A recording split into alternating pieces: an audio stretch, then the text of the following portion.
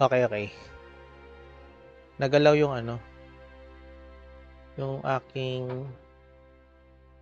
internet kaya nawala kanina. Sorry guys. Gonna check again.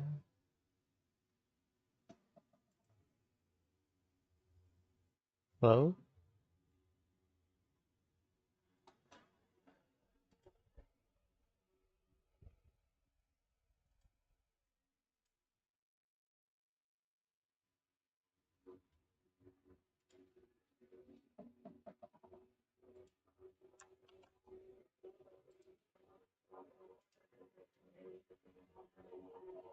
Oh my God.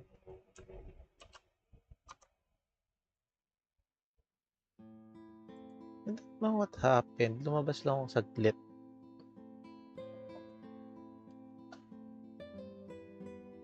There yun. We're on. Back to online. Okay. Good.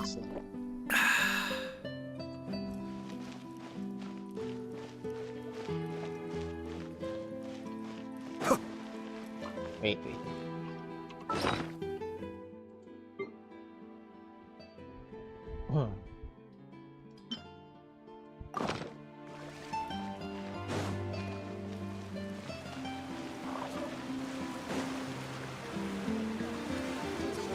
you go. There aren't many people around anymore.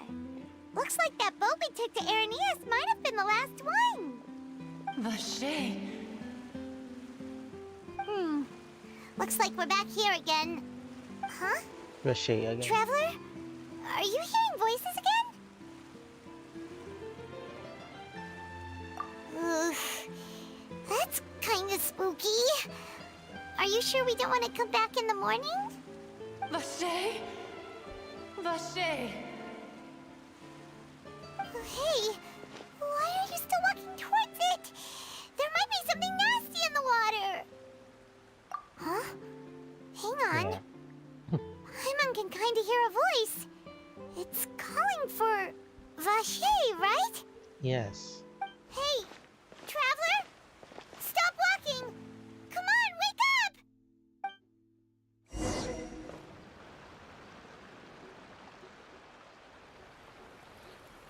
Yeah, masyadid.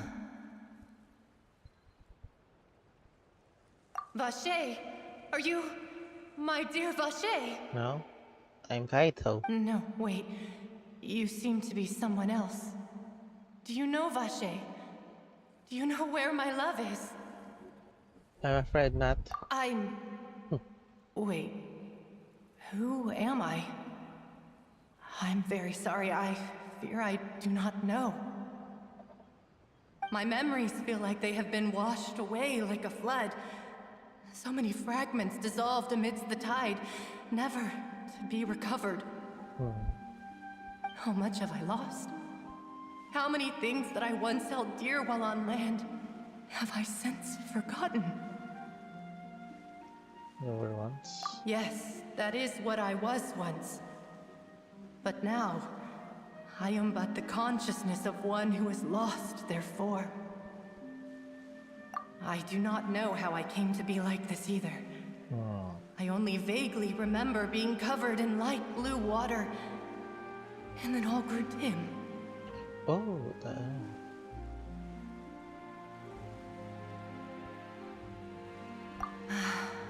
I also remember going to many places. I loved adventure, loved exploring places of peril. No matter where I went, Vache would go with me. I knew how dearly he loved me, and I also loved him equally as much. But now, we can no longer go back.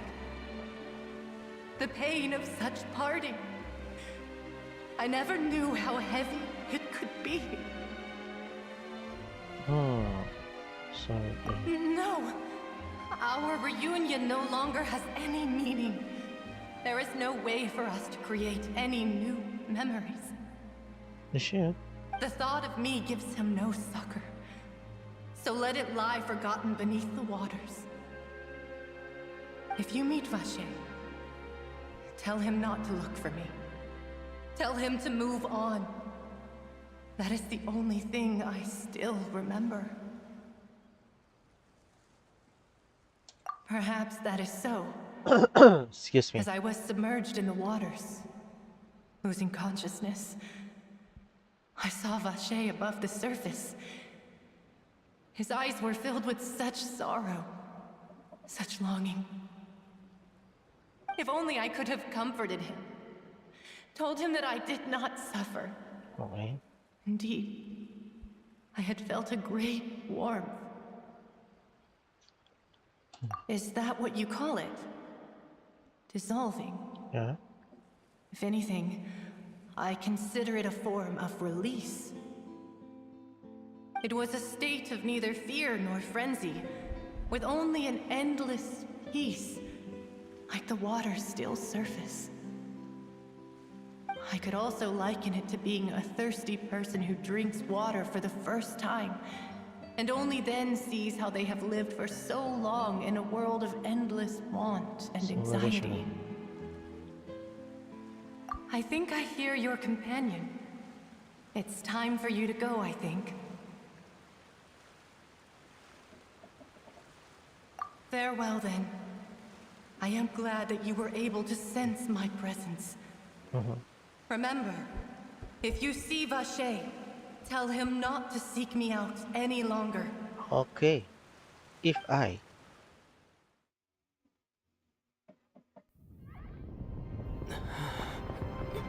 Wake up! Come on, hurry! Navi is outnumbered!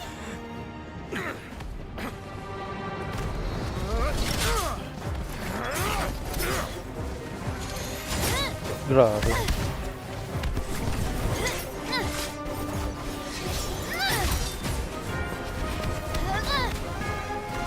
Demoiselle, look out!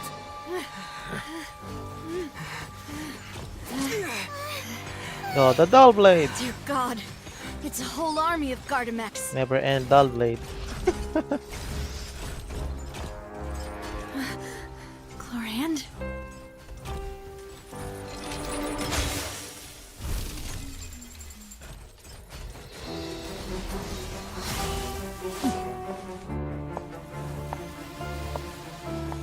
Oh my god.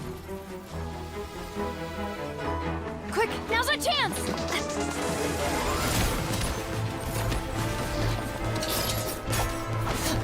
The cat is very epic.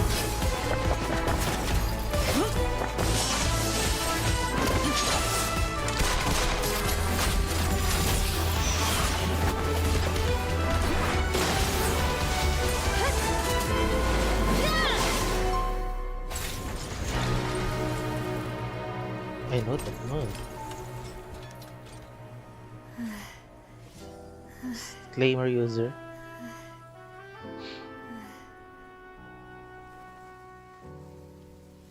The button.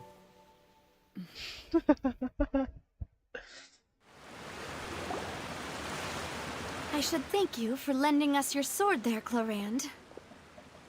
But before I do so, could you explain how you managed to show up here? I followed you. It seemed to me that danger has followed you more closely as of late.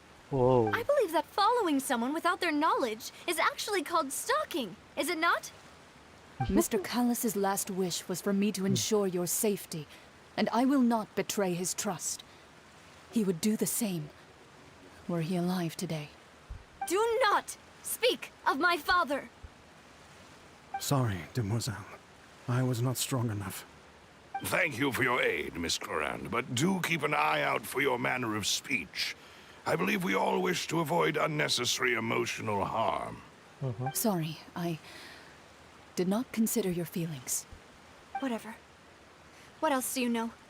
How did you come to the conclusion that I'd be in grave danger? I doubt I know much more than you, but I believe that the mastermind behind the serial disappearances is very powerful. Your performance tonight will almost certainly attract their attention. I'm sure they've known about me. To be honest, I'm shocked it's taken them this long to act against me.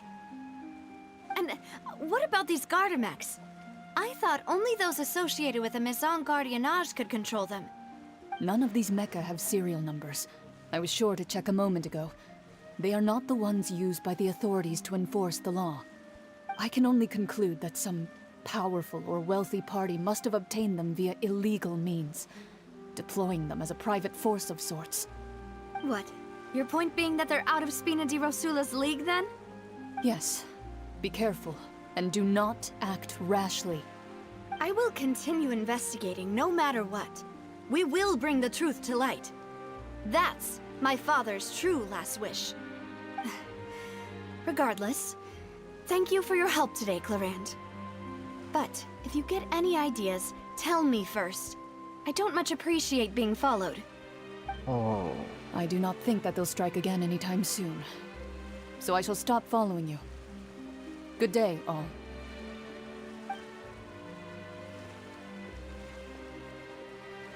Right.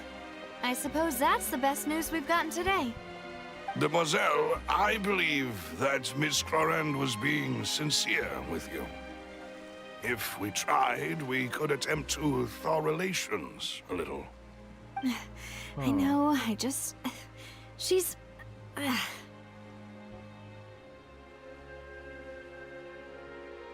What just Oh, happened? thank goodness!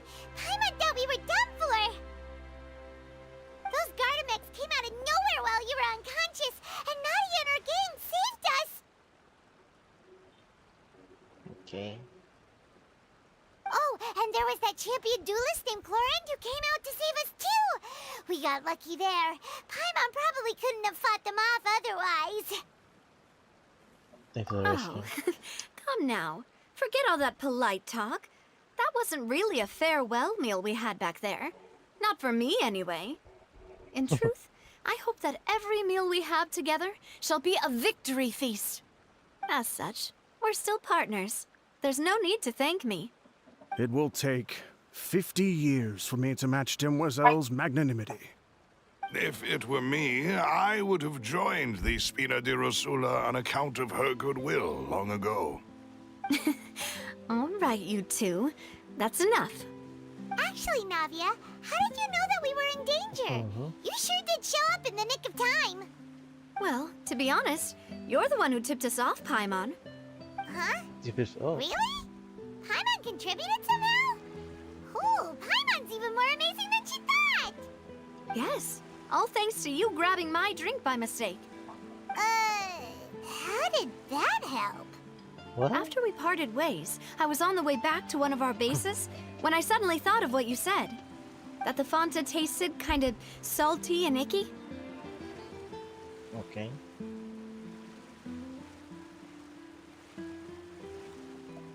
Fanta only comes in sweet flavors. So how could it have tasted salty? The color of the drink, if I recall, had also been a bit off. So the Fanta had been spiked with water from the primordial sea? Yes. So if you hadn't drunk that cup for me... Spina di Rosula is preparing the grandest of awards for you as we speak for saving the boss. Oh. Huh. Really? That's me. I sent people to Hotel de Boer to investigate, but whoever did this left no trace at all. That's when I figured out that you might be in danger, and hurried here as quickly as I could. What? Why would they go after us too? All we did was defend Linny in court and help clear his name. Ugh, now we're caught up in this mess too, aren't we? Well, you did foil a plan that they were probably pretty proud of, and almost got their name in the process. Speaking of which, did anything strange happen when you drank the primordial seawater? Well, it can't be a coincidence that the traveler fainted just now. He said that he heard that voice calling for Vache again. Oh, and this time Paimon heard it too, but it was real faint. Does this situation have to do with the primordial seawater then? Yeah, the ability, yeah. Does that mean the primordial seawater raises someone's sensitivity to hydro when it's used on people who are not from Fontaine? That doesn't sound like too much of a bad thing, to be honest. New intel? While you were out cold? Well, let's hear it, shall we?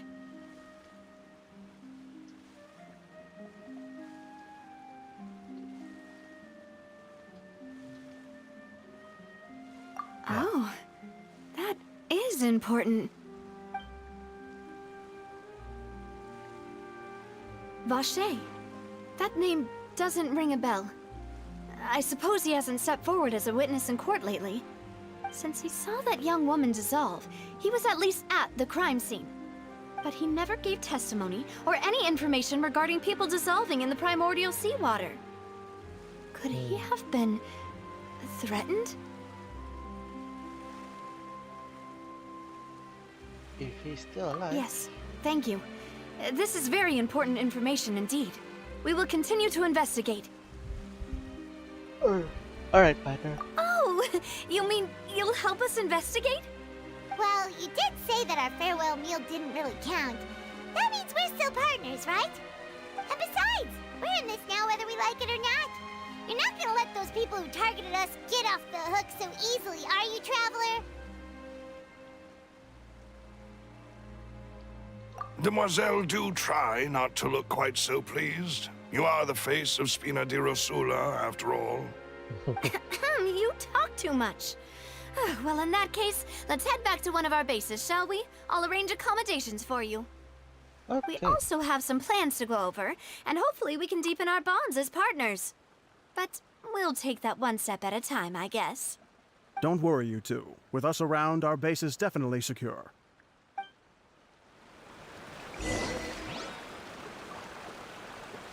Vache.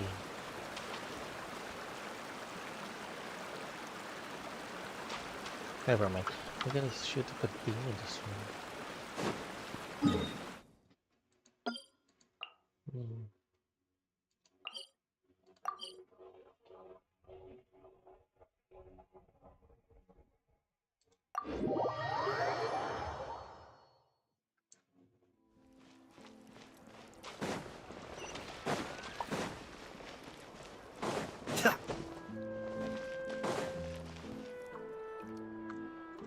It's right up ahead, but let's make sure we weren't followed first. I've been keeping watch, Demoiselle. I haven't spotted anyone suspicious thus far. Good work. Very good. But let's not let our guard down for now. I shall find rooms for our respected guests. Thank you, Malus. Now, let's continue, Traveler.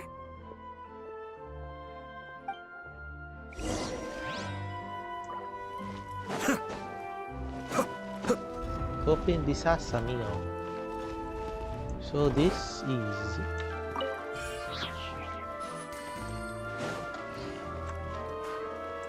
oop.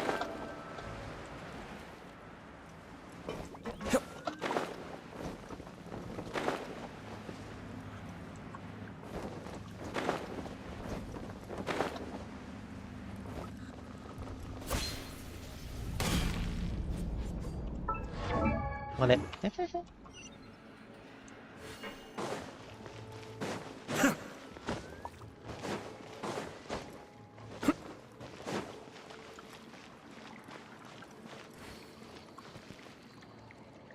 Ooh.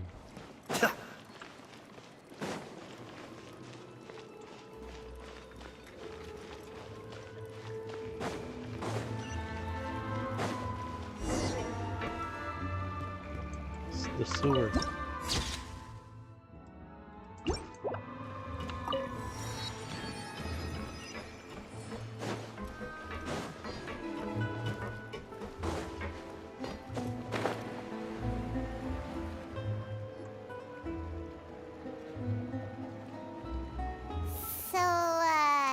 This is your base? It's not quite what Paimon imagined. Your accommodations have been arranged. Under the present circumstances, I can confidently say it's the best we have. Well, our funds have been a little tight lately. After all, we don't allow illegal or unethical profiteering. In fact, our funds often come from citizenry who support us. Seems like it's tough times for everyone. But if you have the support of the people, that does sound like it's worth it. To be honest, our financial situation was a lot better back when my father was in charge a few years ago. I'm afraid I'm not quite his equal. Your father... he was the previous boss of Spina di Rosula, right? How did he... Demoiselle, if you'll allow me to explain. No. I'll explain it myself. I suppose I couldn't run from this topic forever. And as partners, this is something I hope they can understand. Okay. My father's name is Callus. Yes, the same one they call Callus the Unfaithful in the streets.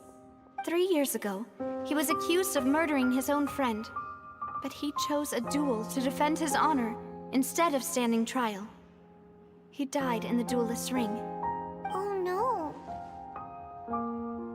But I do not believe my father was a murderer. I'm sure he was set up. At the time, I believed that if he only stood trial and was duly investigated, something amiss would crop up and prove his innocence.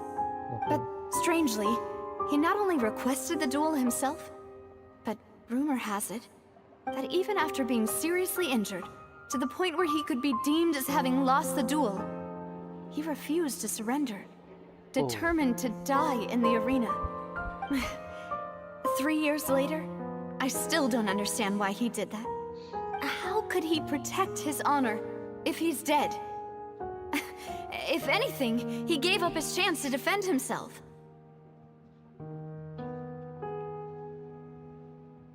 The closest piece of info I have is that my father had been investigating the serial disappearances case at the time of his death. Ah, so that's why you're so determined to get to the bottom of that case. Oh, okay. That's right. I've also tried to investigate the murder my father was implicated in, but I haven't found a single new clue in my countless reviews of the investigation records. However, I believe that if the murder case is related to those behind the disappearances, they must know something. I must know what really happened. Was my father coerced? Framed? Even if he really did kill his friend, I must get to the truth. If only he'd been more open with me when he was still alive. He even hid the fact that my mother died due to complications when giving birth to me. And now, here I am investigating his death. You really are a handful, aren't you, Papa? Seeking the truth. Oh, good. Demoiselle, please, if there is anything I can do, anything at all. I also will never believe that Master Callus murdered anyone. There are none whom I respect more than the two of you, Demoiselle. Master Callus did so much good in life, yet all it took was one murder case for him to be dubbed Callus the Unfaithful. Even our supporters decreased greatly due to that incident, hence our strained finances at present. Wait, if Callus was such a good man, wouldn't people at least be a little suspicious when he was accused? No. Perhaps people just revel in that kind of drama. It's not something exclusive to people from Fontaine, really. Everyone's like that. People love watching the evil turn over a new leaf, but they also enjoy watching good people fall into an abyss from one slip-up just as much. But how could... never mind. If Callus was really falsely accused, we have to find the truth. He didn't deserve to have that happen to him. There is one other thing. Master Callus's opponent in the duel was Ms. Clorand. Oh, her? Well, then, isn't that as good as saying that Sure. she was the one who killed him? No wonder the multi strange between. Yeah, that's not the sort of thing that you can just let go and move on from. Ms. Clorand has always placed great emphasis on the honorable nature of the duel. If her opponent doesn't yield, she will not stop either. She knew Master Callus beforehand and greatly respected him, but seeing how he was resolute in the arena, there was only ever one choice she could have made. It's not that I don't understand her at all, but I just can't deal with this yet. worry, Navia. Paimon knows how you feel. You don't have to force yourself to do that. Afterward, Miss Cloran told us that at the start of the duel, Master Callus requested that she ensure Demoiselle Navia's safety. Yes, that is our understanding as well. Oh, Papa. What madness drove you to ask the person who killed you to take care of me? All right, anyway, that's the information I wanted to share with you. Even if it did sound like I was just complaining towards the end. Understand. Thanks. You two should go and rest. This was quite a day after all. Yeah. Paimon's beat. Please, relax and get some sleep. We will ensure you rest soundly.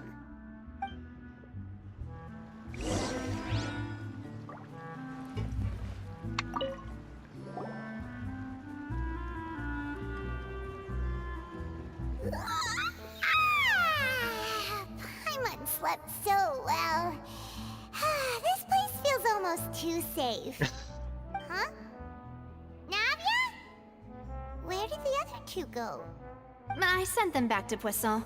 It's Spina de Rosula's place of origin, and where we have our headquarters.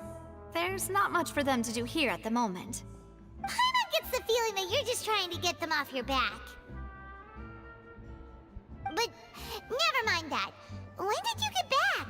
Were you waiting here the whole time? No, I just returned after going out for a while. I did some investigating yesterday regarding the name Vache. Wait, so you didn't sleep at all? How could I after having such critical new evidence appear? Guess Paimon wasn't speaking for everyone just now, huh? Unfortunately, this name seems to have been wiped from existence. It doesn't seem to have a match anywhere. I suspect that those behind this have already taken steps to hinder an investigation from this angle. But that does prove that this Vache person is a key witness in the incident. Does that mean we're too late, though? No. There is one ray of hope. One place in Fontaine that they would find almost impossible to threaten, no matter how much they wanted to. And that is the archives kept by Chief Justice Neuvillette, a place where detailed files on all the cases in recent years are kept.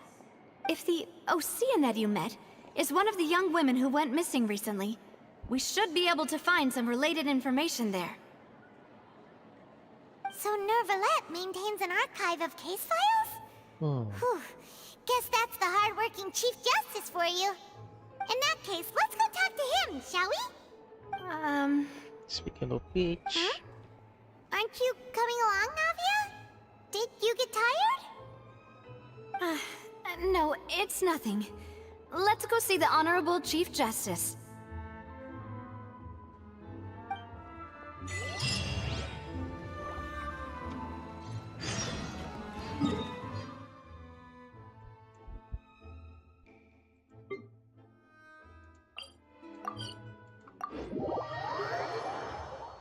The Palais is right up ahead. Come on.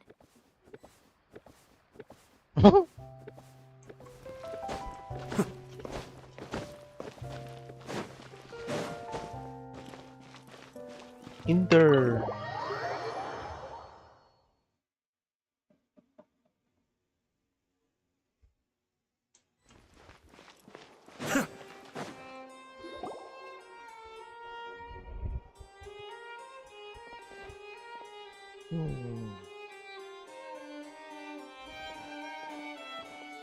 Halt! Please state your business here. The Chief Justice is presently occupied with official matters. Huh. This place does look pretty heavily guarded. Guess that proves that Neuvillette's files are really secure. Hey, don't you recognize us? Huh? Who are you? Just to be clear, I don't care who you are or who you might be related to. Our rules make no exceptions. See? They've got great discipline, too. Yep. Paimon can tell. If you're here just to crack jokes, I can point you towards the exit.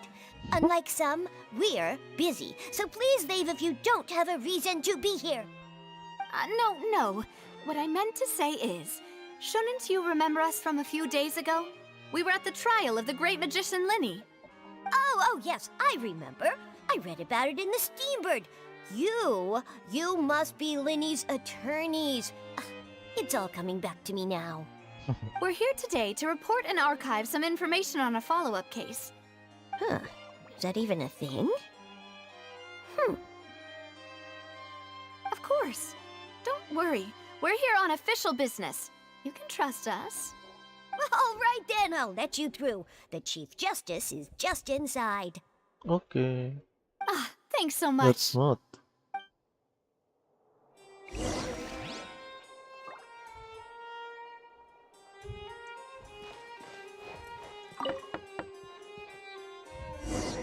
Please come in. Ooh.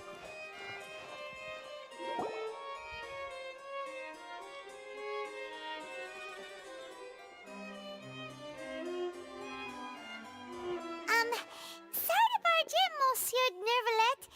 We only lied to get in because we didn't know any other way. It's all right. Please let me know how I may be of assistance to you. So you're not mad at us? We're looking for a man called Vache. He may have been an eyewitness in the serial disappearances case. If we can find him, we may be able to unearth some key information on the case. Ah, I see. In that case, please wait here a moment while I browse through the files. Sure thing.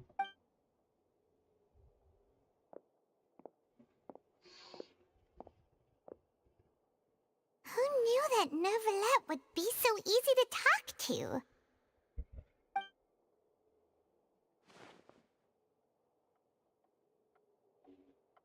The eye. The eye of the dragon. Unfortunately, I'm quite certain that no one by the name of Vache has been involved in any case, criminal or civil, in the past several years. Oh. There are no records of him either in the files or in my memory.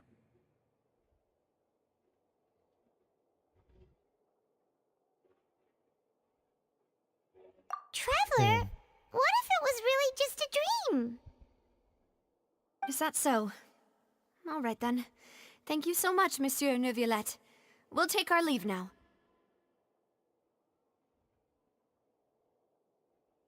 Ahem.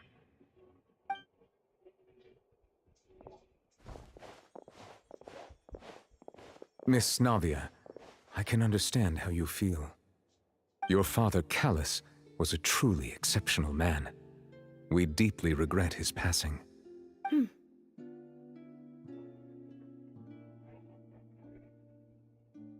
Oh. And what are you trying to say, Monsieur Neuvillette? Are you trying to console me? Extend your sympathy? Or just express some tendril of regret? No. You are not trying to do any of that. I can hear it in your voice. There's no emotion behind your words. You only said those things because you felt like you should.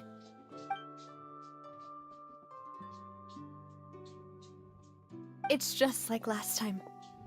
After my father took his place in the duelist ring, I pushed through the guards to talk to you as a last resort. You even told me then that you thought there was something fishy with the case, yet you still allowed the duel to go ahead.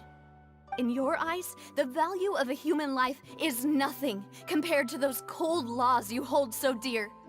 If you truly regret my father's death, then why didn't you call a stop to the duel? Why didn't you give me the power to stop him from throwing his life away? Why did you just let him die, despised and hated by all? Everything was hanging on a thread at that moment. Just the tiniest effort could have changed everything. There are still so many things I never got to tell him. So many questions he still owes me answers to. If you really have no heart, then just look me in the eyes. I, Navia, will show you the true meaning of regret. I'm sorry, Miss Navia. You and my father are truly alike. You keep all kinds of things in your heart and never say a word to anyone. It's not so much that you can't feel, but that you would never express anything. Oh well. In any case, everyone already knows full well the apathy of the Chief Justice. My apologies for taking my emotions out on you, Monsieur Chief Justice. Let's go, Traveler and Paimon.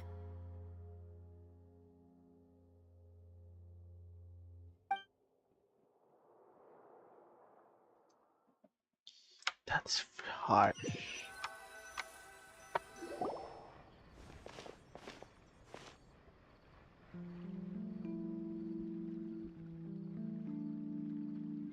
Navia, are you okay? I'm fine. Rain. It's raining. You're right. Wasn't it still sunny when we went into the building? And there shouldn't be any active trials today. How strange. The answer Now is... that I think of it, yeah. on the day my father was convicted of murder, it was also raining. What is it? Did you think of something?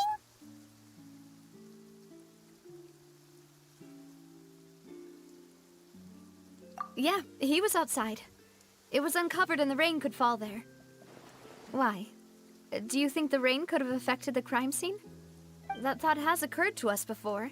We've even expanded the search area to try to account for that, but didn't find anything of value. Oh? Wait. You don't mean... The fuck people turn to water. So you're saying that the true murderer could have been turned into water? And then got washed away with the rain? Yeah. And if that's what had happened, then no one would have believed your dad, even if he explained what he saw to the authorities. I really think I found a true genius for a partner. You're completely right. How did I not connect the dots earlier? All right, let's go to Poisson. With this new lead in mind, we'll get to the bottom of my father's case for sure. Yeah, we're gonna make progress for sure this time. Do you want to go with me now? Or do you want to head over by yourself later?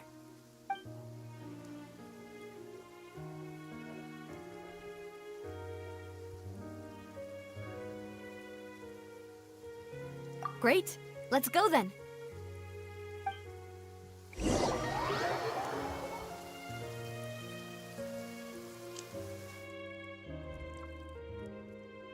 Yeah, the true identity of... I don't know how to pronounce it.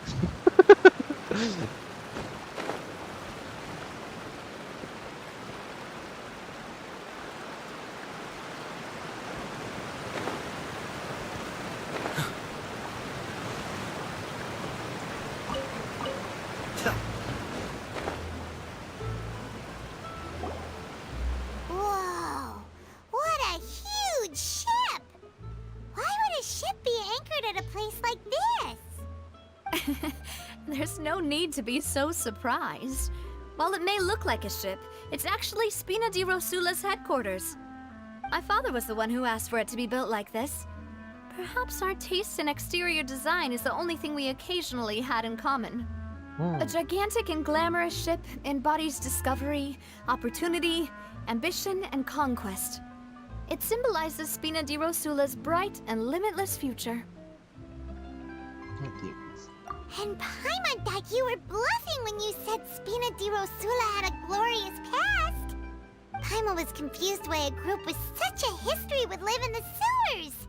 But now that Paimon has seen this ship for herself, she's been convinced. Well, Poisson is where Spina di Rosula began, after all. It's our main base, our home. Spina di Rosula.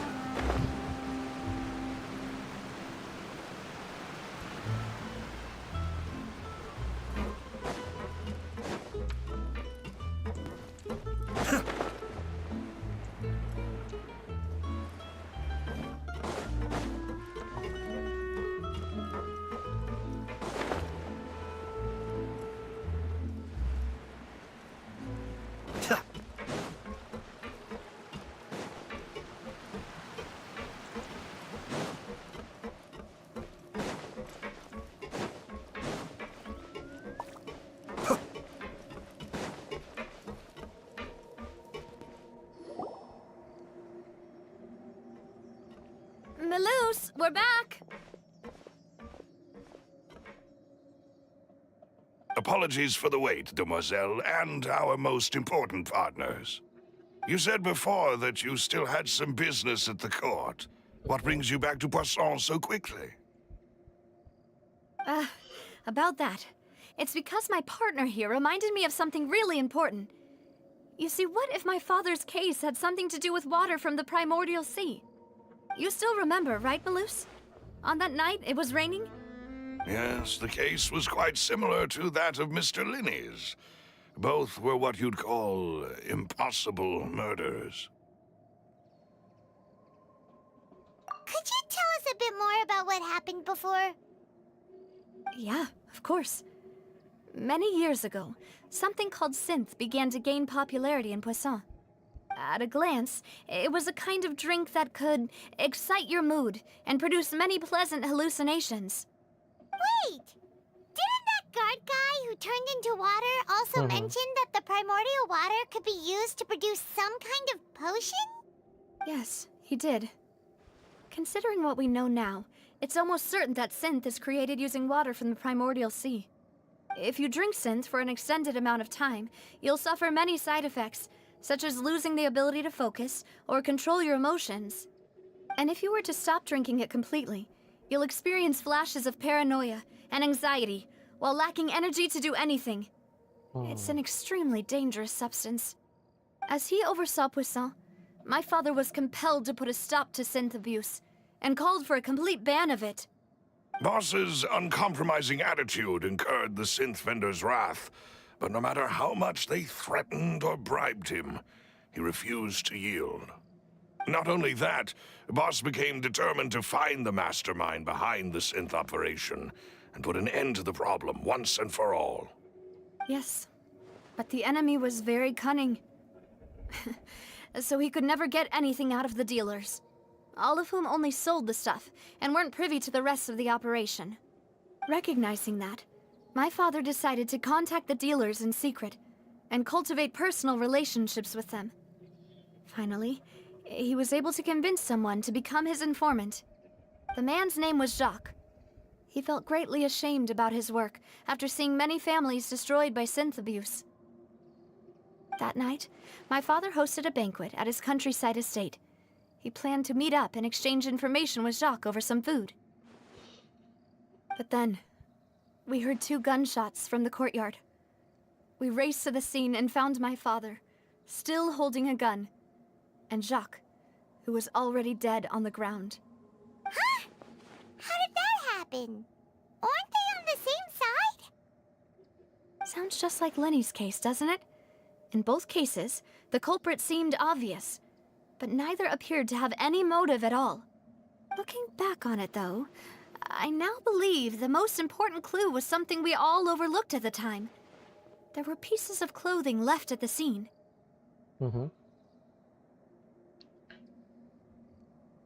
So Precisely. It's It's all thanks to you that I made the connection now. Back then, we all just thought they were some costumes that Jacques used to disguise himself at the banquet. But, considering it now, it's almost certain that they belong to a third person at the scene. With one extra person, we'll also need to reconsider why the 2 shots were fired. But also the possible the third person was to blame. You're right. We still don't know what happened. But my intuition tells me that we're on the right track to figuring it all out. I'm finally headed towards the truth. Jacques was an empathetic man who was infinitely remorseful for his past actions. It's unlikely that he turned on Boss with 0 warning. I think this third person is probably the key to the full truth. On that note, however, even though this will not please you, demoiselle, as your and your father's butler, I must still offer a word of warning. Our opponent is insidious and cruel. They are extremely difficult to deal with, and Boss has already lost his life trying to bring them to justice. Even though Spina de Rosula has lost most of its former glory, Poisson has welcomed a new time of peace, and we have been allowed to live out our lives. There is no need to follow your father's path. it would be both wise and in line with Boss's wishes to step back and give up on the case. If that's indeed what he wished for, then he should have told me that himself. Was I not the closest person to him? And yet, I was the one most kept in the dark. What was the point of him dying without sharing any of the secrets he knew? Did he manage to protect anything in the end? Synth is still here. Callus the Unfaithful is still his epithet. And Spina di Rosula is barely getting by. Nothing has changed. Did he think I'd just accept his meaningless death and live out my life just as meaninglessly? I've never accepted that, ever. Not since that day, and certainly not now. I want to find out the real answer for everyone's sake. For the missing girls, for the victims, and for myself. Navia. This is indeed the best moment to act. Your partner appears to be quite reliable, and more importantly, Demoiselle, I think you're also ready to take this on. So you do know something else, Malus? Yes, I do. In fact, even before that banquet, Boss already knew of the connection between Synth and the serial disappearances case. But what drove all the tensions to the boiling point was the revelation that you, Demoiselle, had been selected as the next target to disappear. What? Iya, banyak. Boss also didn't tell you that he had been diagnosed with a rare illness. The doctors told him that he had no more than 5 years left to live. And the serial disappearances case caused him great anxiety. 5 years was nowhere near enough time to resolve this long-standing conflict. But once he passed away, all the danger would pass on to you. Knowing all of this, he decided to use one final intimidation tactic before his death. He claimed to have already gotten his hands on some key incriminating evidence for the other side, and even told some members of Spina di Rosula about the details. But as long as you remained safe, he would not share the evidence with the public. If something were to happen to you, then he and all those he told would immediately expose all they knew about Synth and the disappeared victims. Right, so nobody would be able to get off scot-free. As we've seen, Boss's tactic has worked. Even though Boss has been gone for a long time, the other side has not tried to take Demoiselle's life.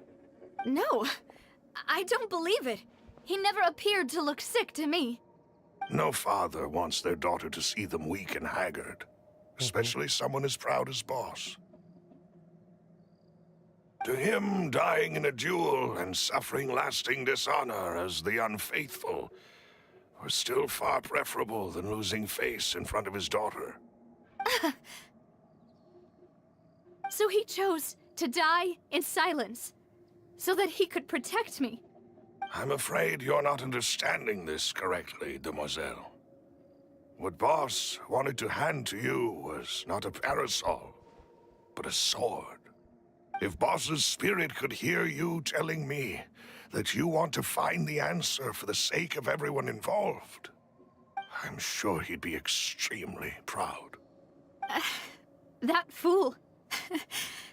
Couldn't he have just given it to me straight? No. He might have set up everything precisely because he never thought I'd be able to understand him. Is that the amount of confidence he had in me? And what if I was never able to make it to where I am now? Agoy, aru. Yeah. I suppose that's true. With the way he'd set things up, if I had wanted, I could have just lived out my life without a care in the world. But thankfully, he rarely talked to me about complex matters, and thus understood little of me as a person. In this case, he really didn't need to give me an easy way out. Malus, what was the key evidence that he shared with you? It's the location where Synth is produced. Essentially, it's the enemy's headquarters. When he was threatening the enemy, Boss didn't share the specifics of the incriminating evidence he found. But if you want to use it against the enemy, you'll still have to take several things into consideration. Why? If we know where the place is, can't we just go storming in? You mustn't forget that we're fighting against a mysterious and dangerous organization that's been in operation for decades. There's no telling what might be lying in wait at their headquarters. We also have no idea what kind of evidence we may be able to find inside, nor what people we may be able to capture. But a single visit to their headquarters would be tantamount to a formal declaration of war. The worst case would be that we leave empty-handed, but also open ourselves up to full retaliation. Then, in that case, why not work with the Fontaine authorities? Well, you saw one of them dissolve during Mr. Linney's case. We have no idea just how thoroughly they may have been infiltrated. Huh. That's true. Seems my father really had no choice. But things are different now. It should be a lot easier to prove the other side's guilt, now that we've connected Synth with the disappearances case. You sound like you've put a lot of thought into this, Maloose. I am the butler, after all. I live but to serve the boss and Demoiselle's will. I've always been willing to take on any kind of risk for your sake. But considering my relative lack of ability, I've spent my time keeping secrets, performing basic investigations, and waiting for the right time to come. Thank you for all of that, Maloose. Have you discovered anything new in the past few years? Let me think. One conclusion I came to was that the enemy must be quite familiar with Spina di Rosula, or at least have an informant planted here.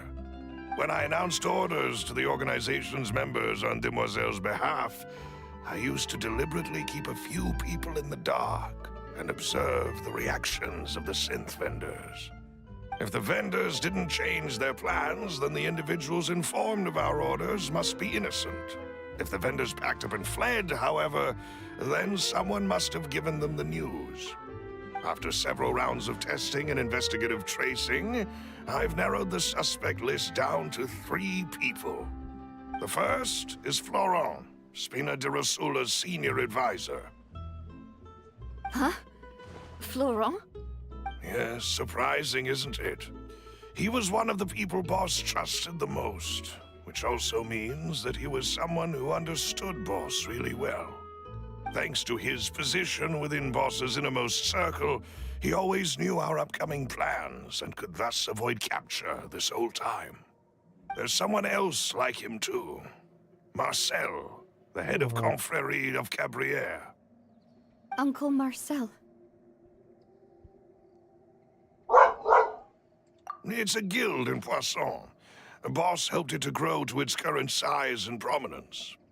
In the beginning, they were only reselling some daily goods, but now they're one of the richest guilds around with a lot of business connections in the city.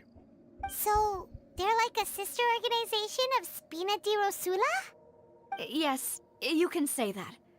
When we were fighting against the synth dealers, they provided us with plenty of support. It's a bit difficult to imagine someone using their own money to hunt down themselves. The final suspect is Thierry, the man responsible for coordinating information between Spina di Rosula and the guards.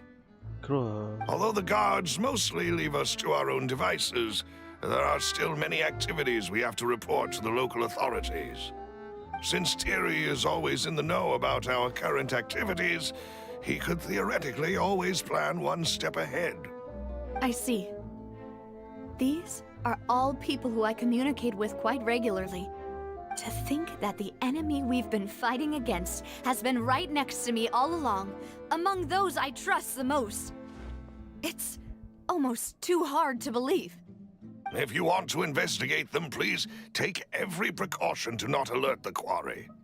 Judging from our experience, the enemy is extremely cautious. Of course.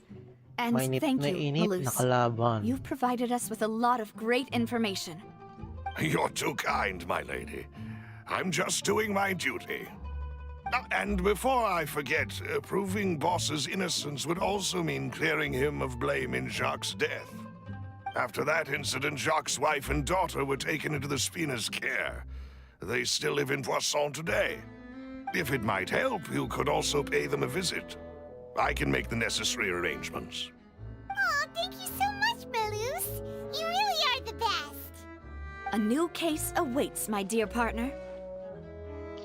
Leave it to me. I hope we can work together to uncover the truth and end this case once and for all.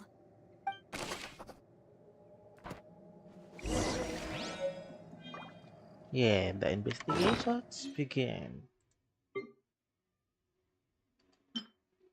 Who would have imagined that people could really turn into water? See?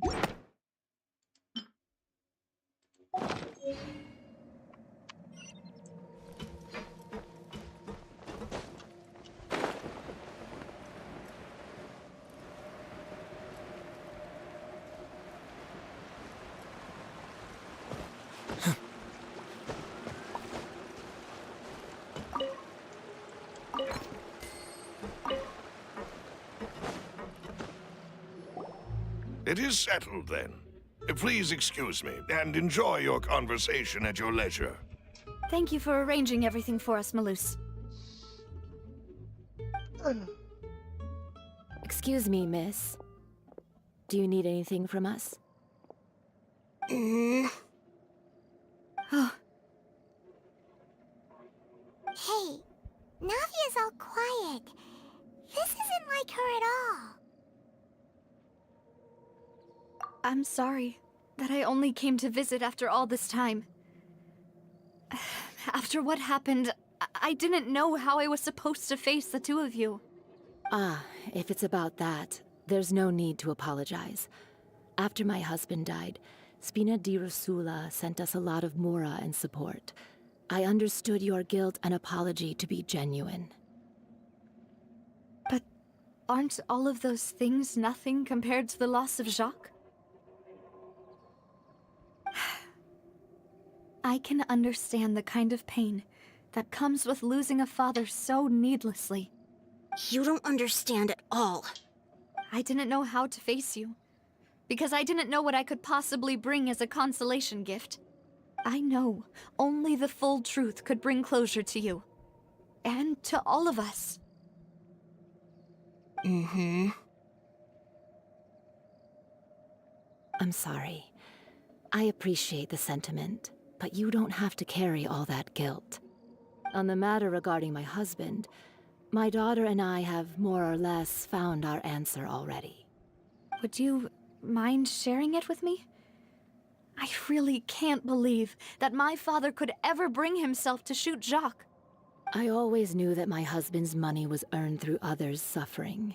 He told me countless times that if he could turn back the clock, he would never go into the synth business again. He had many regrets, and felt that he took the idea of providing for his family too literally. For the longest time, he thought Mora was everything. So when Mr. Callis came to him with a proposal, he accepted it almost immediately. He tried to be as careful as he could, but even so, he was still found out by the higher-ups.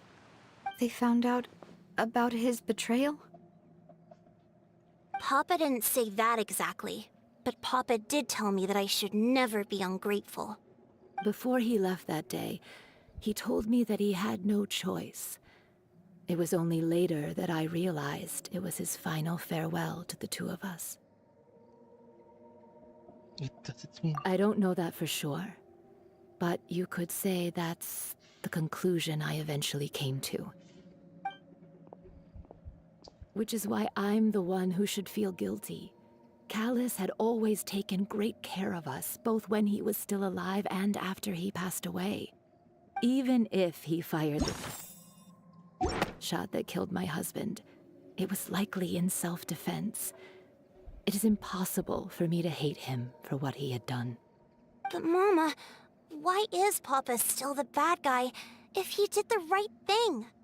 Papa always wanted to be a good man, So why did he have to do a bad thing in the end?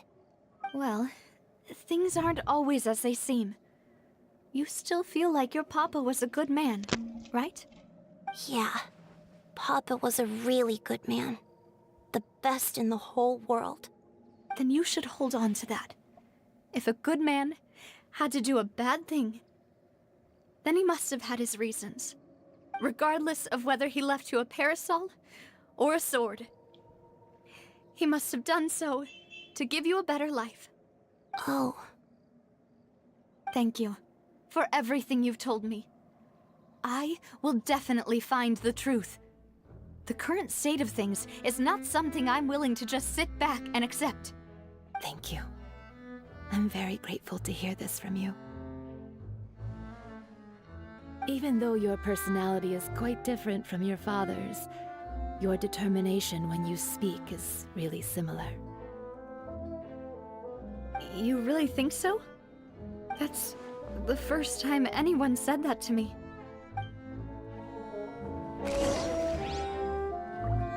Is the money or... I'll leave my husband's case to you. Thank you, Miss Spina, and Miss Spina's friend. Are you okay, Navia? I'm fine. Don't worry. Let's investigate the 3 suspects next. Florent should be nearby, and we should be able to find Thierry and Uncle Marcel in the city. I'll get myself together on the way, so please don't worry. Yeah, kite.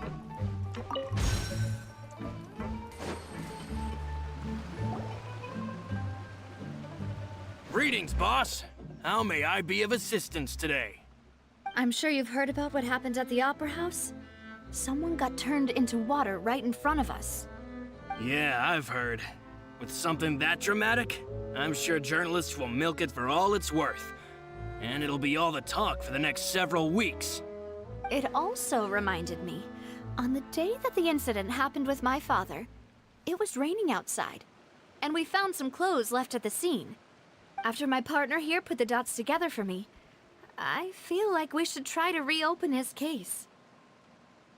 Can you do me a favor and try to recall what happened that night? Let me think. Mr. Callis was feeling pretty upbeat that day. So he was drinking and bantering away with us at the table. After that, he told us that he wanted to go get some fresh air. So we let him go without thinking much of it. Who knew that we would hear 2 gunshots ring out right after? My first reaction was that Mr. Callis's life was in danger. So I grabbed my holster and made a mad dash toward the scene. But when I got there, it was already too late. Mr. Callis was standing over a dead body with a gun in his hands. All we could do was look back and forth at each other, not knowing what to say. So you also remember 2 gunshots then? Indeed. The guard said that the first shot didn't hit anyone, while the second killed Jacques. But I've never really bought that explanation. Reason being, Mr. Callis had left his gun on the table. I even made sure to confirm that before running to the scene. But according to the guards, that doesn't mean he couldn't have had other guns on his person. About the clothes left at the scene that you mentioned, do you think there was a 3rd person there who was turned into water? Yeah, it's very possible. At least from our perspective, my father had no reason to kill. So he would also have no reason to bring an extra gun with him. The gun he was holding probably belonged to Jacques, or a 3rd person on the scene. Yeah, that makes a lot of sense. So you're saying Mr. Callis ended up with the gun because he seized it from one of the other guys? But hold on. If that's what had happened, then why didn't he share the truth with any of us? He didn't even want to face the Oratrice machine, and chose instead to prove his honor in a duel. Did he lose all faith in the courts after seeing someone dissolve right in front of his eyes? About that, Malus told me a thing or two. So, I think I can understand why he committed to the duel. I'll tell you everything once the whole truth has been revealed. I understand. Then, I'll leave Mr. Callus's honor in your hands, boss. And if I may just say one more thing. The whole Callus the Unfaithful epithet has been a thorn in my side since the day it was invented. Many people have laughed at me for still calling him Mr. Callus, even after so many years have passed. But it was Mr. Callus's trust that allowed me to rise through the ranks of Spina di Rosula and live the life I lead today. No matter what others might say, he'll always be the man I respect the most. And he'll always be my boss. Don't worry. I will definitely find the truth. You and all our other comrades at the Spina deserve to know the truth as well.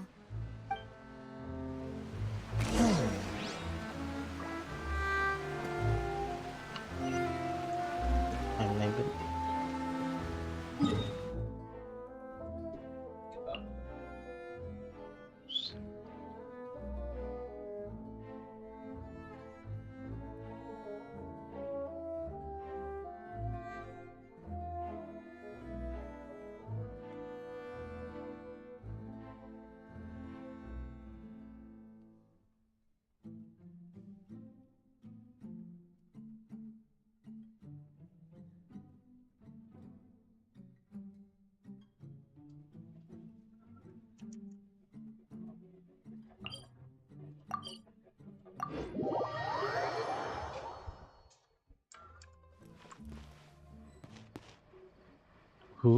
hoo. Hey, Thierry! It's me! Oh, now, what brings you here, Miss Navia? I've heard that you made quite the name for yourself at the Opera House. Oh, so you've caught news of that already. Oh, okay. Hey, I'm also a member of the Guards, you know. The way you make it sound, people would think I was sent off to Poisson because I had done something wrong. Are you sure there isn't a little bit of truth in that? Under normal circumstances, shouldn't you have been called back to the city already? I mean, where I work is really up to me. Let's just say I enjoy the ambiance of Poisson. Callus did a fantastic job running the town, building Spina di Rosula from the ground up and clearing many obstructions in my way. It would be next to impossible for me to find a similarly easy but high-paying job in the city. Anyway, enough chit-chat. Are these two friends of yours? You, here for some formal business? Yes. These two are my partners. What happened at the Opera House made us realize that Lenny's case and my father's may be related. We're trying to reinvestigate the details of my father's old case. Ah, I get it. You think there might be more to the case now that we know people can be dissolved into water, right? I was also flabbergasted when I first heard of it. If you want to go through the original files from your father's case, I can help you look for them. That'd be much appreciated. Thank you. Actually, I have another question. Do you have the authority to dispatch Gardamex? Of course. Without them, I couldn't possibly handle Poisson on my own. Why do you ask? We definitely can't use them to forcefully get more evidence for your father's case. Well, you see, just recently, we were attacked by a horde of unnumbered Gardamex in the city. So, if you hypothetically wanted to do something against me, all you would need to do was get rid of the mecha serial numbers and send them after me. Then you think too highly of my abilities. Dispatching mecha is very different from controlling them. If I had to make an analogy, when you order a dish, the chef will make it for you. You can ask the chef to cook, but not to massage your shoulders or carry your baggage. If you try to make unreasonable demands, the chef would just think you're out of your mind and ignore you completely. The same goes for me and my Gardamex. Removing a serial number is also not as easy as you might think. There are a lot of complex steps to it, and it's almost impossible to keep it a secret. So I can promise you, those mecha were definitely private units. They're certainly not cheap. So, whoever their owner is must be super rich, powerful, or both. Now that you mention it, though, being in the synth business would definitely be profitable enough to afford this. Makes sense. Oh, then you're officially in the clear, Thierry.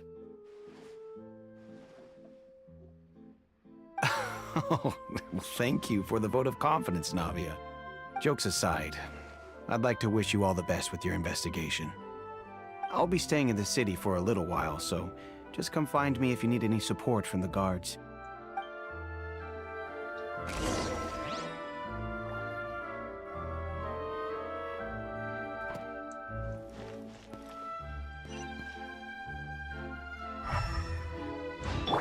I see everything.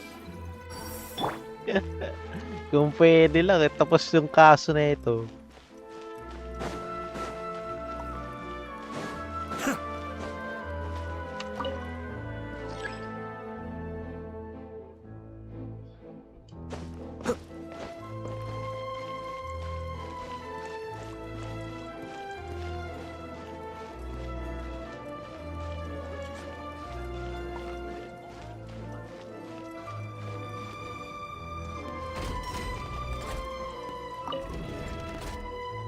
Wala. Di ko lang kakikil. Another one?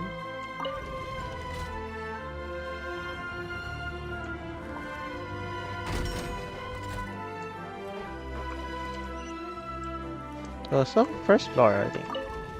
Welcome to the court of Fontaine. Please watch your step.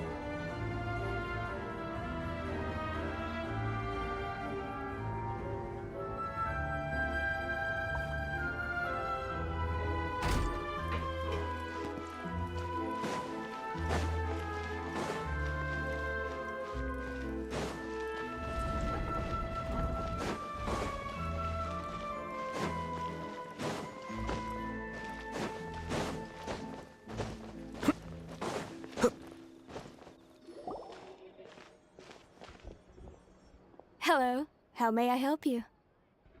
I'm here to see Marcel. Could you please let him know? You can just say Navia's looking for him. Sure.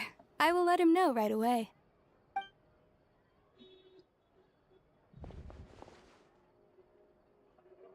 Ah, Navia, hello. Sorry to keep you waiting. I'm not as young as I used to be, so my legs are giving out a bit. Oh, it's all right, Uncle Marcel. There's no need to stress. I just wanted to talk to you briefly about what happened in the Opera House. I'm sure you saw everything too, right? Yes, I've never seen anything so strange. Oh, you were at the Opera House too? That's right. I went there with Navia to see the magic show.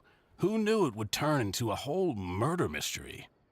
I also witnessed your marvelous sleuthing work. Quite impressive.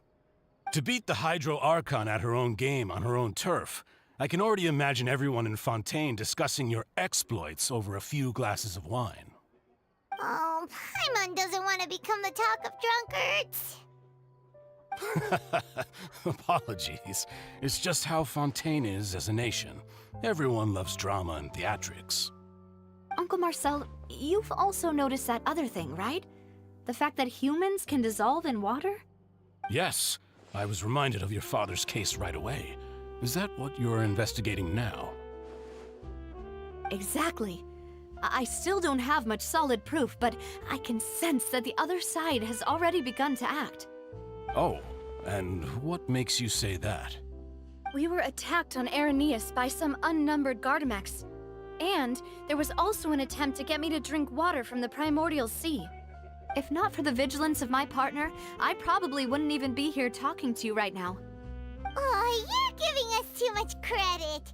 Wasn't it you who protected us? Alas, it seems things are heating up again. The peace that Callus sought so dearly will soon become a thing of the past. But rest assured, Navia, Poisson will always remain a safe haven for you. If you're scared, you can always return there. If anyone dares to lay their hands on you there, the Confrérie of Cabrières will use its funds to the last Mora to bring them to justice.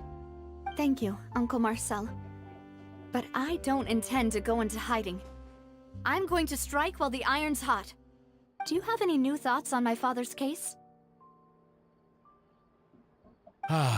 About that. Sorry, my age is catching up with me, so it'll take me a while to recall my memory.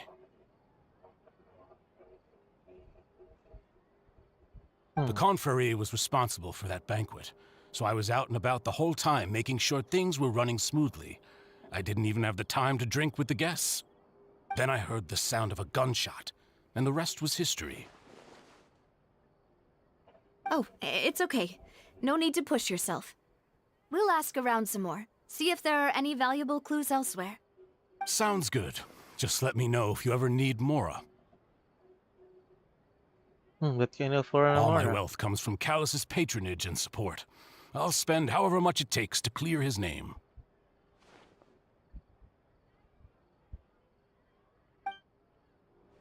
What can I go for an Mora?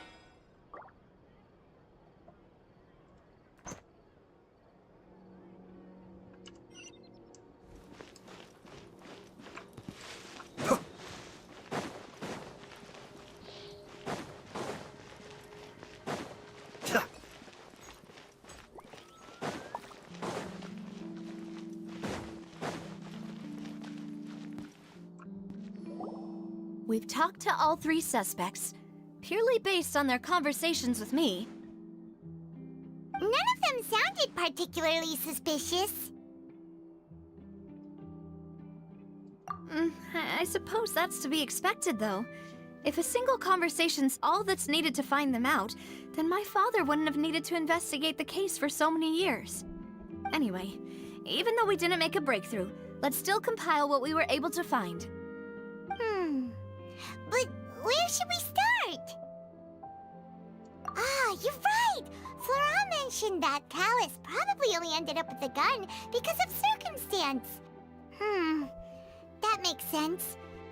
According to Jacques' family members, he already told them that he had been discovered, and that he had no choice before he left home that day.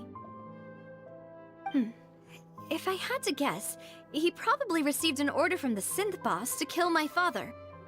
Had he refused, he and his family's lives would have been forfeit. So, Jacques fired the first shot?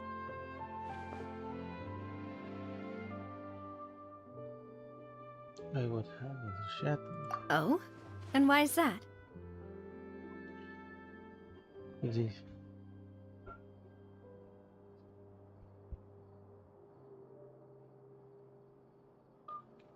Yeah, that's Oh, right. that's a good point.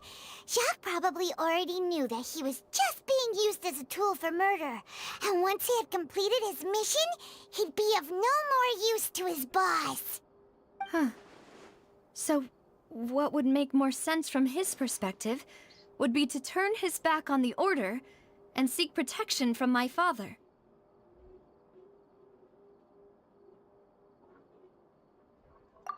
Makes sense.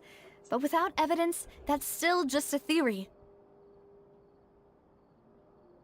Besides Jacques, the attack from the Gardamex has been bothering me quite a bit as well. It's obvious that our enemy has become more antsy after the secret of the primordial seawater was revealed. Do you think he knew, even then, that we'd follow this lead to the end? Given everything that's happened since, it's quite possible.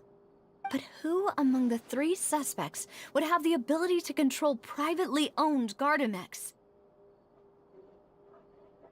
Oh my god. Who should I pick in here?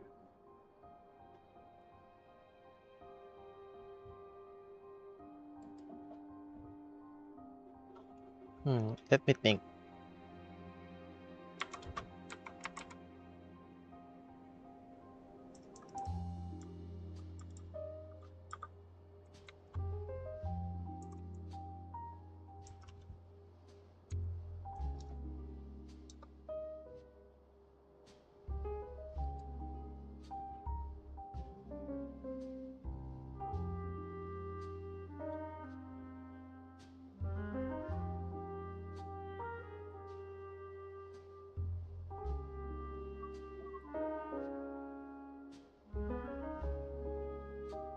Okay. Take this one. Uncle Marcel? My father did really trust him. And they worked together on a large number of projects. Maybe that's how he got to know Jacques. And with funds from the Confrérie, he could also afford a large number of Gardamex.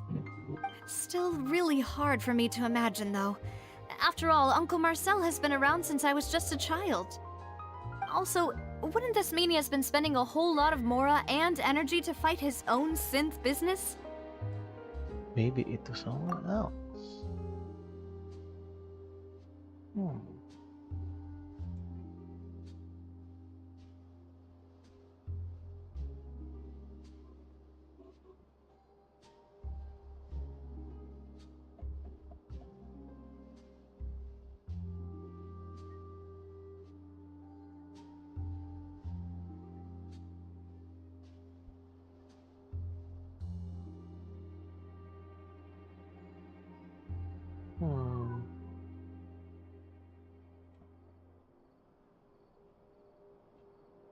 Florent? It is true that he was closest to my father, and thus had the best chance of learning about his dealings with Jacques.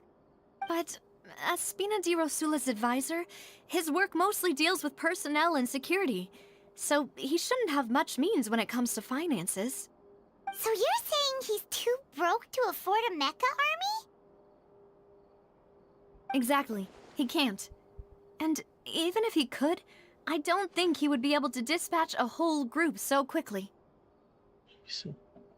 Puro ito lahat is you make selection. Thierry, you say? Huh. It is possible that he's figured out a way to convert the Gardamex for personal use. But I didn't feel like he was lying when he was talking to us about the mecha. I also don't think he'd be able to keep that kind of tampering under wraps. Yeah. Had he actually tampered with the mecha, we'd be able to prove it with a simple check of the guard's inventory. If the mecha were taken from the guards, it should be pretty easy to find out when and how that happened. Who could it be?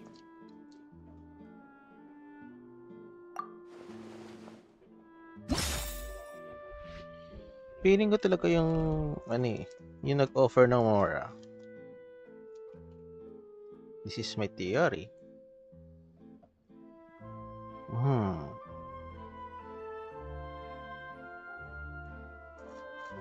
I'm thinking at the same time I'm pointing this my time. So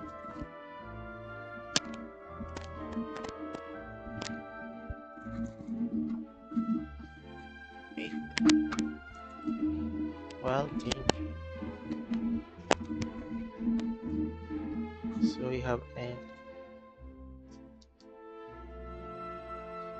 any proof.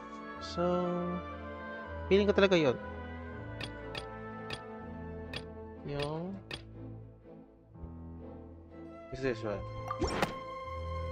Kasi marami siyang pera eh. If you think everything through, Uncle Marcel is indeed the most suspicious of them all. Could we be missing other suspects? Malus didn't know about the people turning into water thing when he narrowed it down to these three, did he? Malus has always been very reliable, and his judgment of others' trustworthiness has been fair and well considered. When he laid out his case for the three, the rationale he gave me made a lot of sense as well. The suspect is knowledgeable about the Spina's internal affairs, has the means to dispatch Mecha to assassinate us, and possesses significant intellect and foresight. Even if I don't want to believe it, I'm starting to see how things could all tie back to Uncle Marcel. This sounds very close after all. We still have another trump card on top of all the theorizing and speculating. Yes, Malus did say that charging straight in there would be extremely risky. But we don't have any other options right now. We need far more solid proof before we can hope to go charging in on our enemy. Navia, here you are. Oh, I've been looking for you. Huh? Aren't you the guy from the guards? Did something Yeah. News came from Irenaeus just after you left. We've got another trial on our hands. Wasn't that place built specifically for holding trials? What's so newsworthy about this one? I know. But they said the person they're putting on trial is a Fatui harbinger called Tartaglia. Oh no, child. What? Is that someone you know? Yeah, we know him. Maybe even a little too well. Well, he's been accused of being the true culprit behind the serial disappearances case. It's absurd, don't you think? Wait, how? None of our investigations have had anything to do with him. That's what I thought was strange about it, so I came to tell you the news right away. If the charge against him stands, then it'll be next to impossible to get the guards to support any of our planned investigations. Right, because they'll think they've already found the culprit. Yeah, and it'll be a lot harder then to clear Mr. Callus's name. I understand. Well, partner, what do you think we should do? We still haven't found any conclusive evidence. Let's split up. Huh? Split up? What do you mean?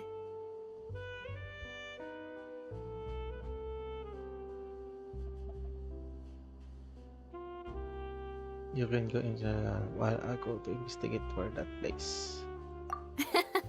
Just as expected of my partner. Since this is a trial about the serial disappearances case, the culprit's attention will be focused on Irenaeus, leaving his home base wide open. You're right.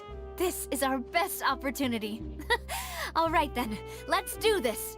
I'll stall them at the Opera House and charge Marcel as the true culprit. I won't have any chance of making that charge stick though, unless we find more evidence. It'll be up to you to make it back in time and hand the decisive evidence to me. Leave it to me. We'll help you, just like you helped us in Linny's trial. Demoiselle, please allow us to accompany you. I'm ready. Ah, Malou, Silver, when did you two get here? We heard that you'll be leaving Poisson and figured that you might require our Poisson? assistance.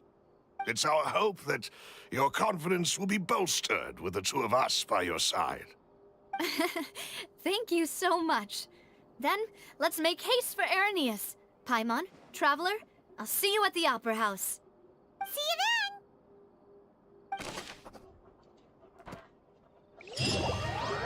Okay. The investigation shall begin. Now that Navia has set out for Irenaeus, we should also get going. The location has already been marked on the map, so let's head over. Never distract this phone. Yeah. Tsaka na yan. Huh. According to Malusa's info, the synth production base is underwater. Let's go and try to find the entrance. Yes, Paimon. Thank you for that ability. Okay, that's good.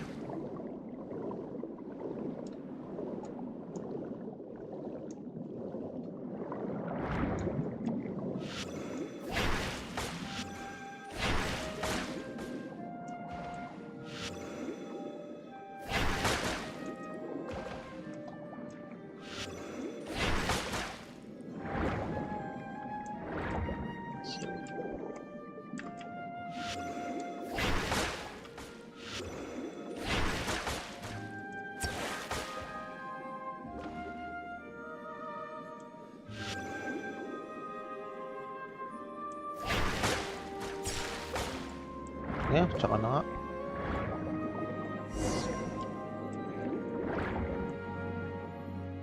Finally found it!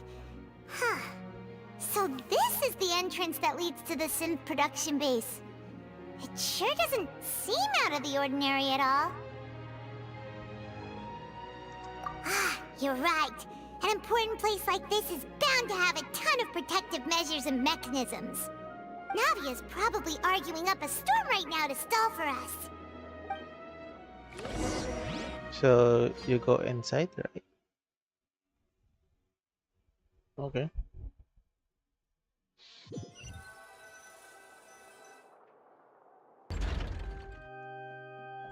It would appear that I must repeat my question again, Mr. Tartaglia. Do you accept the charge that you are the true culprit behind the serial disappearances case? To be perfectly honest, I don't understand your country's complicated court system, or the reason why I'm being charged with something I've never even heard of. However, I did hear that people who have been charged can choose to participate in a duel to clear their name. Is that right? In which case, as long as I accept the charge, I can have an all-out fight with that champion duelist Clorend, right? I've got to admit, that's one of the most enticing offers I've ever received. When I privately sparred with her last time, she was obviously holding back. Real disappointing. Hey! Don't you understand? You're currently the prime suspect for a major case. This isn't the place for you to be looking for fights. Oh? Sounds like the Hydro Archon wants to lecture me on the ways of the Opera House. Then why don't you duel me too? I'm the kind of student that learns best in the heat of battle. No. That's not what I meant. Alas, it would appear that communication with the defendant is going poorly, and we have made very little progress. In that case, let me explain everything from the very beginning again. The goal of this trial is to determine the culprit behind the serial disappearances case. That case had nothing to do with him. You've got the wrong man. Huh? What's going on? Why is she interjecting again? I told you it couldn't be one of the Fatui harbingers. Miss Navia, this is the second time you've interrupted the court proceedings. I only tolerated your behavior last time because you were able to provide the court with a key eyewitness. But that was an exception rather than standard court protocol. I can very well charge you with contempt of court for your interjections. Oh, please. Did you ever think I had any respect for this place's pointless theatrics? We can put that discussion aside for now. I'm not here to argue with you. I'm here to charge the true culprit behind the serial disappearances case. And if my charges prove true, then Tartaglia here will be proven innocent by default, correct? Oh, a young lady has charged in and offered to clear my name. How fascinating. Well, I'd gotten half bored to death by all these rules and procedures anyway, so I'll take you up on that offer. So, Your Honor, is there nothing else for me to do now? You may take a seat for now in the audience, but that doesn't mean the suspicions against you have been lifted. Now then, Miss Navia, who is the person you would like to charge instead? That person is... So, Kataka suspect with this one.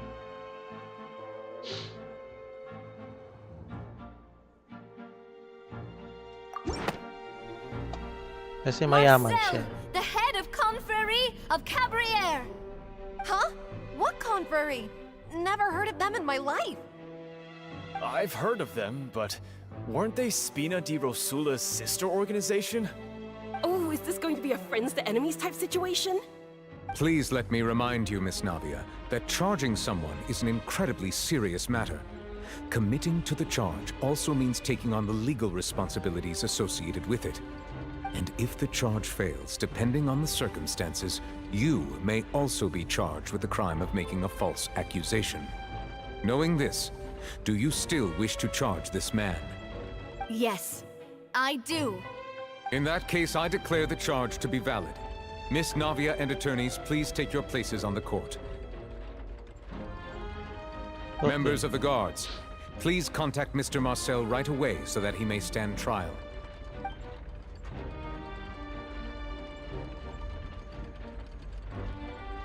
Mr. Marcel, you will not require an attorney. Is that correct? Apologies. It all just happened so quickly. I still haven't figured out what's going on. I think an attorney won't be necessary. This is probably just a misunderstanding between me and Navia. Very well. In that case, since both sides have now arrived, Miss Navia, please present your charges. I would like to take everyone back to 3 years ago, to the case of Callus the Unfaithful. Only through elucidating what really happened in that case can we connect all the dots for the serial disappearances case. Navia, do you really think that I was the one who killed your father? Come on, why would I do that? Callus was my benefactor, and remember both you and I only ran to the scene when we heard the sound of a gun. If that's enough to make me a suspect, wouldn't that make everyone at that banquet a suspect as well? I think there's no point in getting into the specifics right now. The audience doesn't even have the big picture yet. Even I'm struggling to remember some details of that case. Exactly correct, Your Honor. I must refresh everyone's memory about that case before I can explain my charge and reasoning. I see.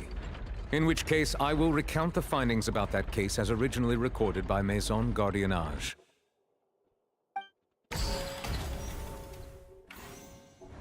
On the day of the murder, Spina di Rosula hosted a large banquet in a countryside estate owned by the Confrérie of Cabrières.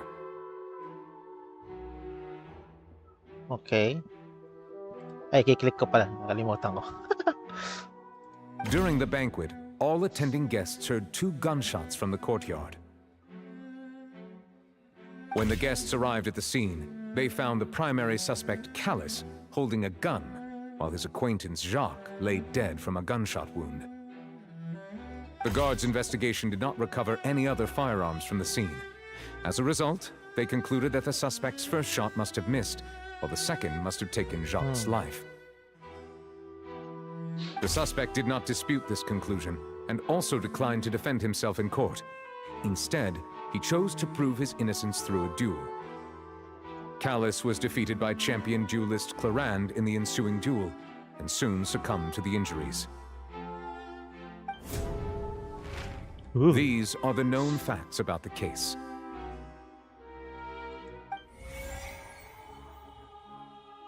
The one with the motive to kill was Jacques, not my father. And even so, Jacques still had no reason to pull the trigger. In truth, the third person shot Jacques first, and was shot in turn by my father when my father seized the gun from him. After that, the true culprit turned the third person into water, erasing all traces of him from the scene. Thank you for the summary, Your Honor. Of course, the guard's conclusion appeared quite sensible to us at the time. However, we should revisit the case now that we've gained new information about the abilities of water from the primordial sea. It's my turn now. Oh my god. Wait.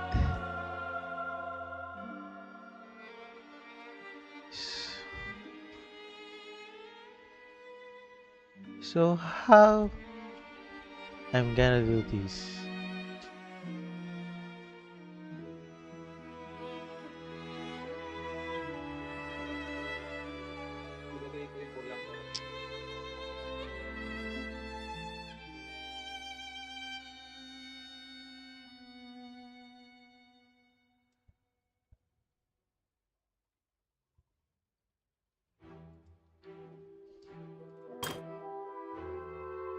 Two gunshots to here.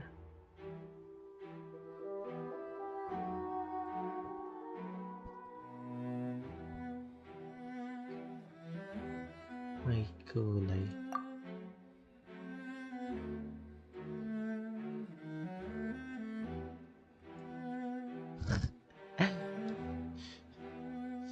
Mina hindi marunong these informations.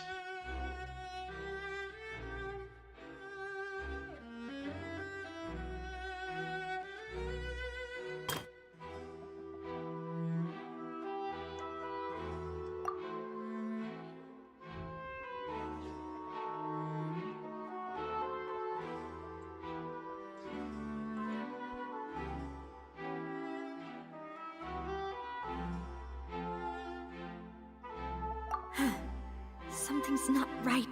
Late.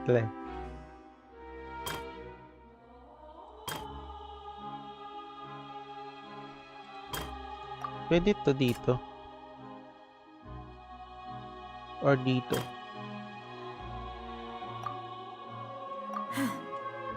So dito. Sana tama? Di pa rin.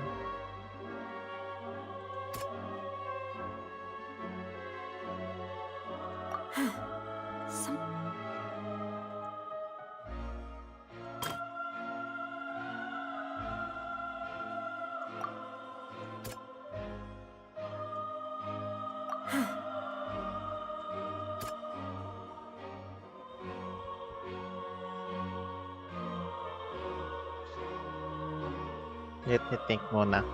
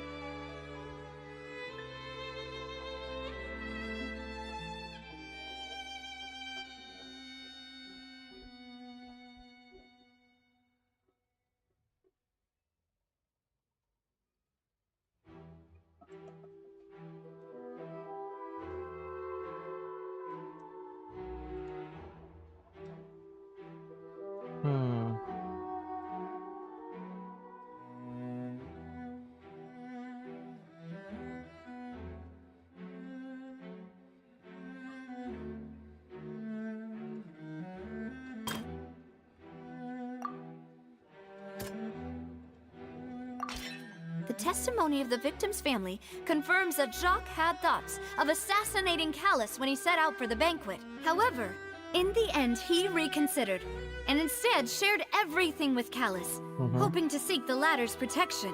Unfortunately for Jacques, the true culprit had already considered this possibility and had sent out another assassin.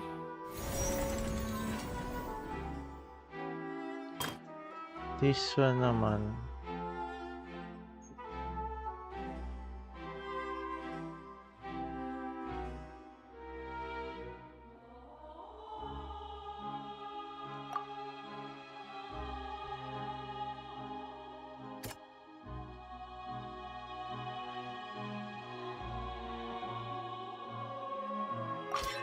This assassin first shot Jacques, then turned to shoot Callus, only for Callus to wrestle the gun from him and kill him instead.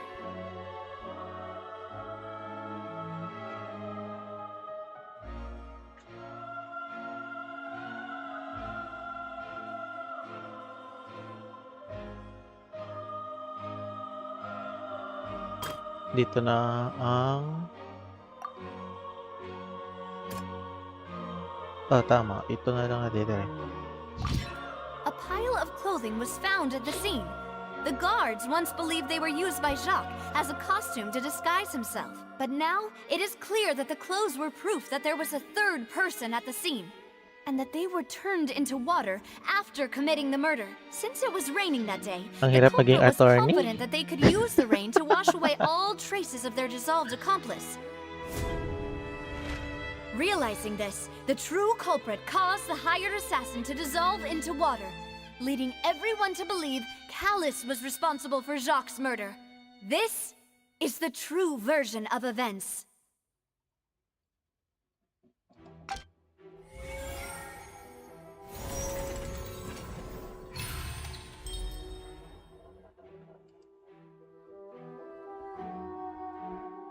Ah, so that's what happened.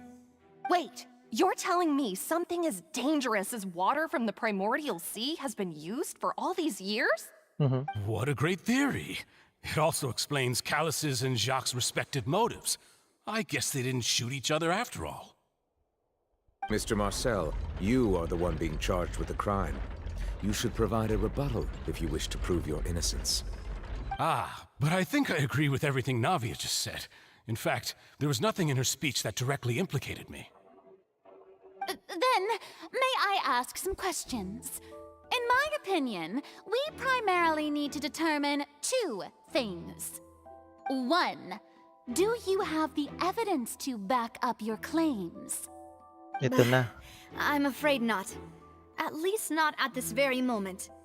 Boo! If you don't have any evidence, you should just go home. I may not have the evidence with me, but I know where I could go to collect it. If we look up the deserted clothes against a record of people who went missing around the same time, we should be able to find a match. Considering the serial disappearances case, the guards probably kept careful records of all missing persons from around that time, regardless of age or gender. That makes sense to me. Monsieur Neuvillette, I would consider this to be a reasonable investigative direction. Why do I feel like Farina's acting a little differently today? Maybe she's scared of embarrassing herself again? Alternatively, she's become more diligent after charging an innocent citizen in the last trial. My second question has to do with the ensuing duel. If the truth is indeed as you described, then why didn't Mr. Callus explain himself in court? If he had testified that a person had been dissolved, he could have at least mounted a defense. I've thought about this too, and the answer is actually pretty simple. He felt there were things that were more important to him. The dissolving power of water from the primordial sea is an important secret for the true culprit of the serial disappearances case. My father could have exposed it for all to see, but he chose to take it to the grave. At that time, Spina di Rosula was in dire straits, and his reputation had already been shattered. He had no guarantee that going forward with the truth would allow the culprit to be brought to justice. What was certain, however, was that it would paint a gigantic target on my back. Boss once told me that Demoiselle had already been selected as the next target of the serial disappearances case. What? If the secret had gotten out, the culprit would have fought an all-out war with Espina right there and then. I wouldn't have been the only one in danger. All of us would have stood to lose our lives. Of course, the guards might eventually figure out the truth of the matter and determine that we were in the right. But what good would that do? How can a hollow verdict protect anyone? Had this opera house ever given my father any kind of confidence in its brand of justice, Spina di Rosula would have had no reason to exist. But by staying silent, we retained the ability to deter our opponents and continue the stalemate. I was able to become Spina di Rosula's president, which made me harder to target, as well as giving me more time to grow and learn. And once I have figured out the truth and stepped up to the challenge, I will do what this opera house cannot, and restore my father's truth and honor back to him. So, you mean to say, your father intended to die in the duelist's ring? That's right. Do you have any proof? Of course. All you need is to ask his opponent, Clarand. I don't need your apology, your guilt, or your support from the shadows. You don't have to do anything for my sake. But since he entrusted his will to you, Clarand, you should tell us the truth about his sacrifice. So, during the duel, did you believe that Callus was intending to die? Yes, I did. As a champion duelist, I've fought many battles and taken a countless number of dishonored lives. In my line of work, I've seen all kinds of people give their all for the faintest hope to continue living. Some were determined, others passionate, and some even manic and twisted. Just one look and I can tell if a duelist is hoping to live or if they're looking to die. I hereby swear on my name and honor as a champion duelist that Mr. Callus never intended to leave the ring alive. Since that's your testimony, I have no more questions. It appears there really are good grounds to reopen this case. I concur. However, Miss Navia, you still have not explained the link between your father's case and the serial disappearances case. Right? What she said was fascinating, but kind of beside the point. Wait, weren't they just talking about the serial disappearances case? Ito na nga, dyan na nga Of yung course, Your suspect. Honor. The two cases are connected via a matter of timing.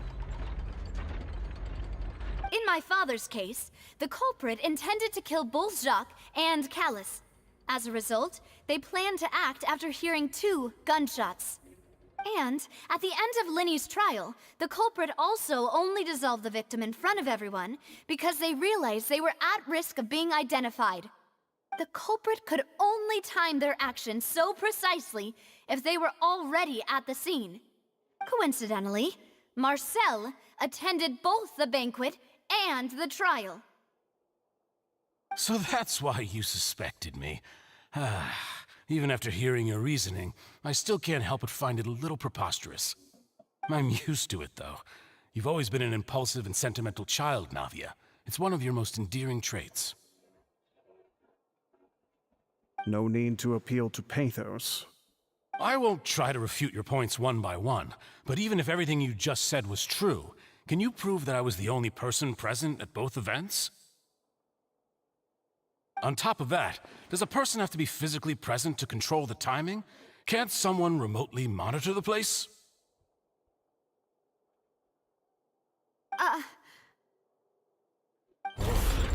Not what she can say to that. I know that even with that, you might still think you can reduce the list of suspects with some further investigations, until I'm the only one left on the list. Alas, who won't feel at least a little hurt by an accusation of murder from a girl you see as your own daughter? But if I were to dismiss this completely, you'd also think I'm not being considerate of your feelings. Ah well, let Uncle Marcel teach you another lesson. Do you know what the biggest flaw in your reasoning is? I suppose you're gonna tell me anyways. It's timing again. I'm a businessman by trade. From that standpoint, there's no reason for me to kidnap young women. It's a high-risk action with nothing to gain. In addition, I left my home in Snezhnaya when I was young to come to Poisson and work in some trade. My business only thrived when I received Callus's patronage. But the disappearances began before I ever stepped foot in Fontaine. I do apologize, demoiselle. This was my mistake. No, it's not your fault. I'm sure he had come prepared. Is there anything else you'd like to say? Would you like to check the date of my first business license against the first known case of the serial disappearances? You can also take a look at my border entry records, or ask my friends and family when I left Snezhnaya for the first time. Could those records and testimonies do something to appease the unspeakable anguish in your heart? Seems like she got the wrong guy. At this rate, Navia will be convicted for falsely accusing him. I think you've done a superb job of dissecting your father's feelings as he neared the end of his life. But aren't you going against all of his wishes and expectations right now? He wished for you to become more rational, collected, and conscientious, instead of dwelling only on your own feelings. Once you've learned to be more considerate of others' feelings, and to stop rushing headlong into things, you'd have met most of his expectations. This isn't just about me, and it never has been. The biggest difference between me and the rest of the victims is that I still have the ability to search for the truth, while that same agency has long been taken from them. The people whose families were destroyed by synth abuse, the people who lost their loved ones to the serial disappearances, and the people who suffered tragic ends due to their sense of justice. Many people's images are flashing before my eyes. I'm sure some are coming to those of you in the audience as well. And whose image do you see, Marcel? Is it a man named Vacher? Oh, so you do know that name. I'm merely surprised you'd suddenly say the name of someone I've never even heard of. I was waiting for you to say that. Oh, strong.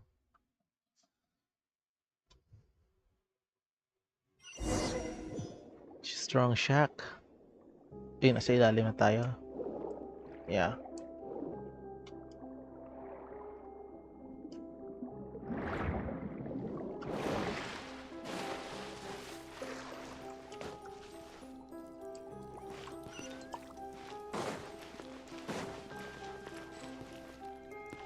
There's no need to party setup.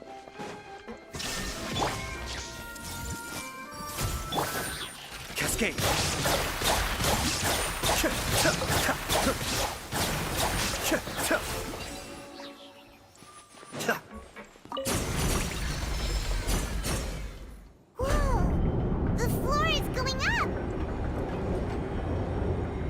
it because of this mechanism in the middle?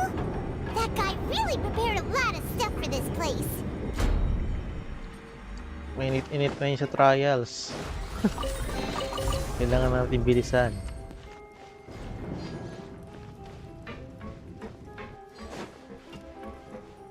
Paimon thinks we need to go up, but Paimon doesn't see a way. Let's take a look around. Maybe we'll find a hidden mechanism that'll show us the way up. Meron ba? Dito meron ba?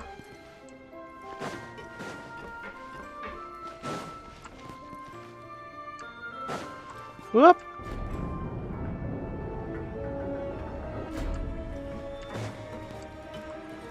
Wala. So tatalon tayo dun, I think.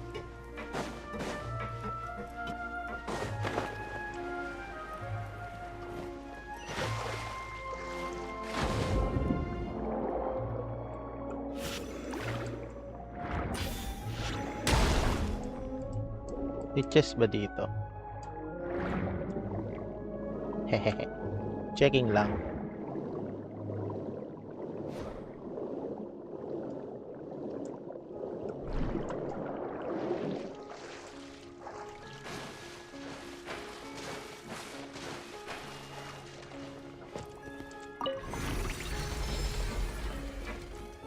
Hindi mag-open.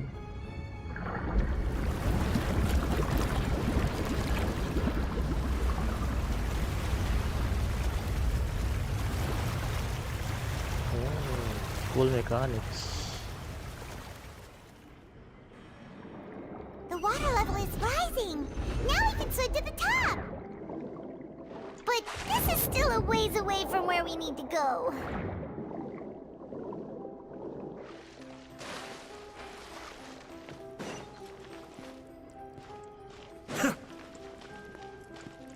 Illusion shattered. Everyone hold hands.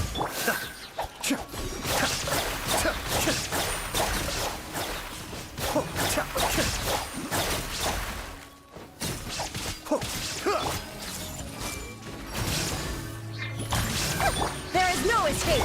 Be still.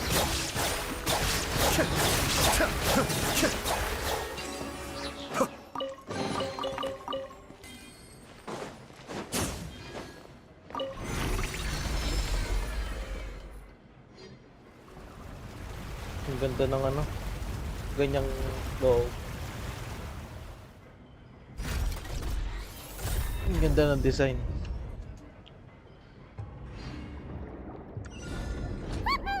Now the path is clear. Let's go.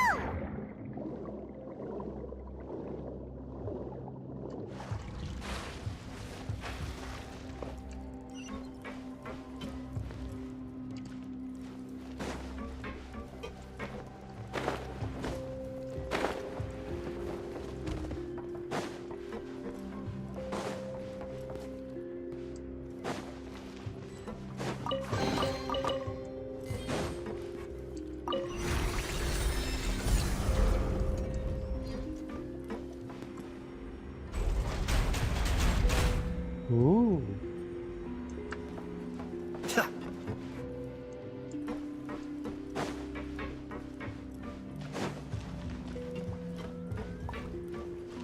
Illusion shattered.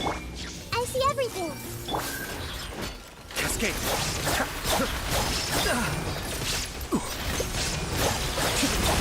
Nakalimutan ko, sakit pala yun. Memory. As a beautiful maid would.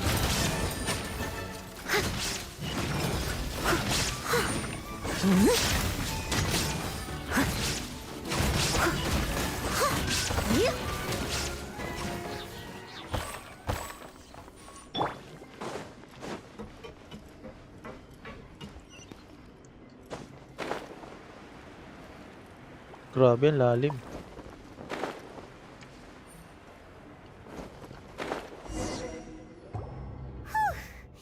After all that, we finally made it to the innermost sanctum. Though, as expected, the mastermind isn't here.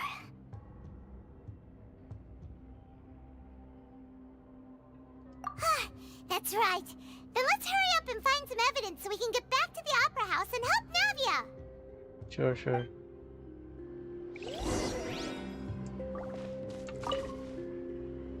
What What's all this? Aw, it's a bunch of really cute things.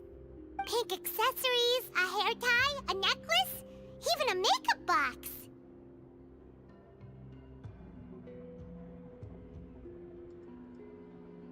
Oh, Paimon sees it too, but why are all these cute things labeled with different girls' names? Huh? You mean the girls from the serial disappearances? They were brought here? And then they were turned into water. And all the boxes of things. These names. That means... That's right, Oh, Paimon. this is terrible!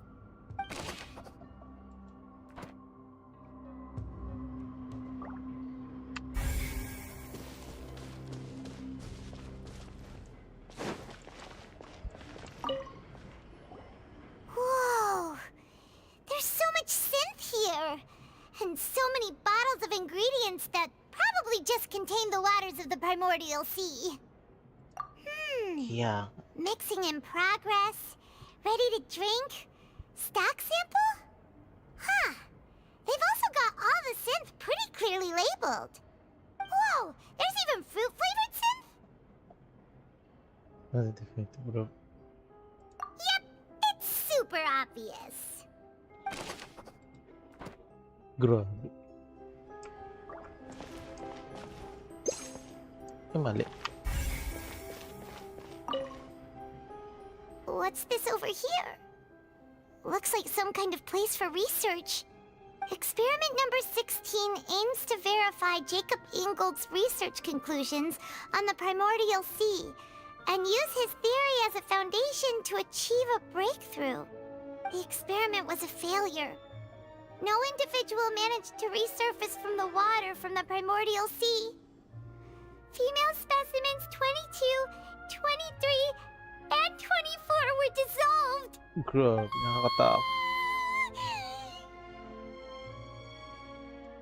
Sorry, Traveler. Paimon will try her best. It's just that Paimon's never read something so scary before. How can someone write something that terrible in such a matter-of-fact tone? You read the rest. Paimon's too scared to keep going.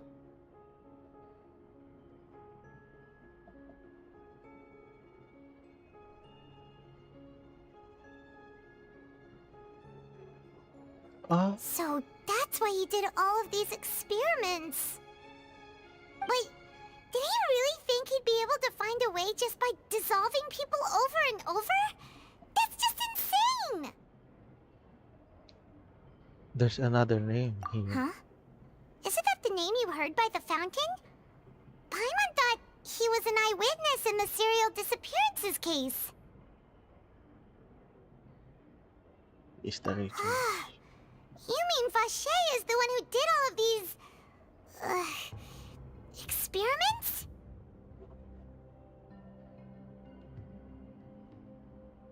So that's it! Vache was no victim, but personally took his lover and... No, that's not it either! If that's the case, why would he want people to resurface from the water? In any case, Paimon will write it all down.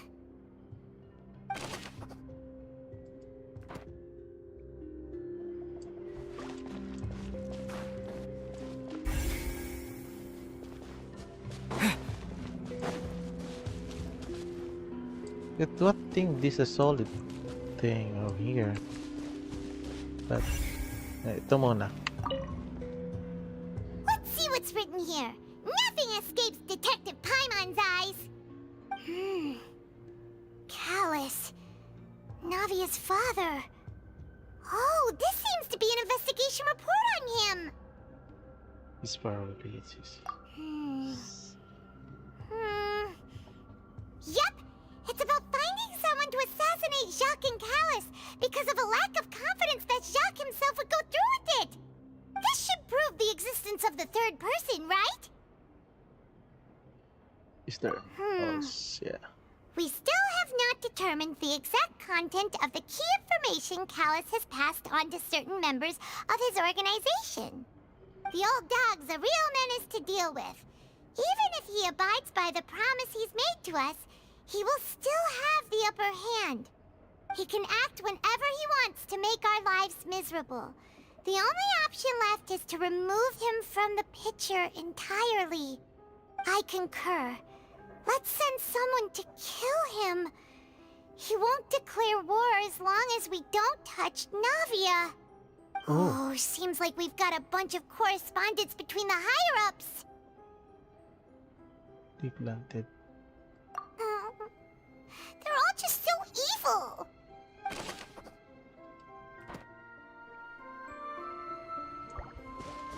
This one.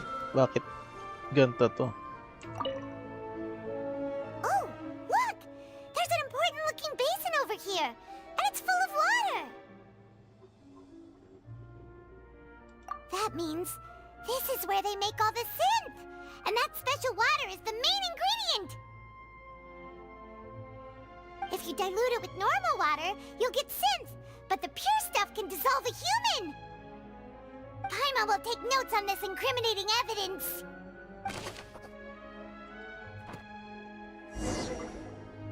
We've looked at almost everything here, and it seems like our theories were spot on. But Rosary is the boss. yeah, we haven't found anything that reveals his true identity. No wonder even Neuvillette wasn't able to find anything. Whoever it is probably destroyed everything to do with that name a long time ago. That way, even if we bring all this back to the opera, we won't be able to identify the true culprit. Sure thing. Paimon won't admit defeat to this guy either.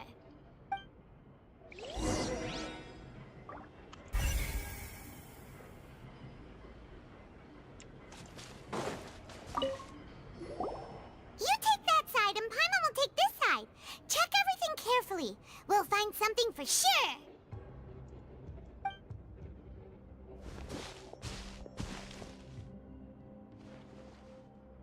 Ugh. Nothing at all. And Paimon can't even find snacks either.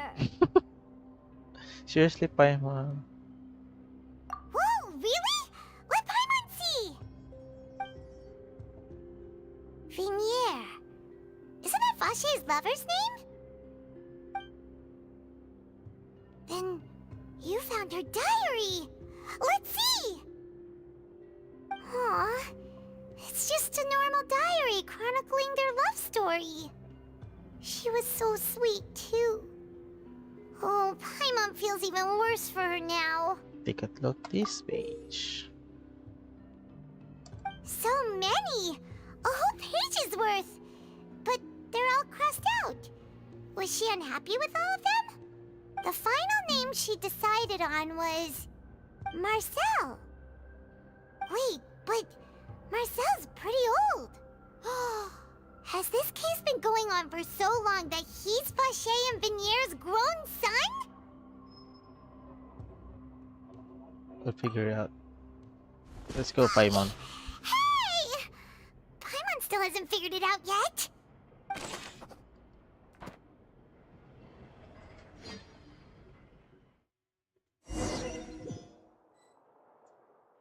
And whose image do you see, Marcel?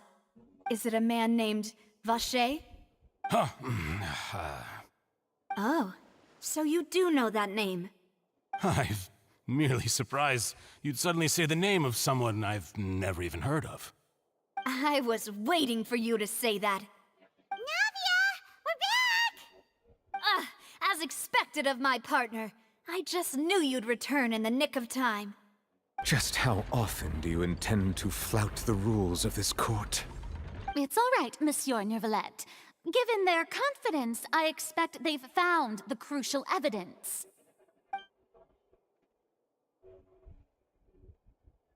Never heard. Shame.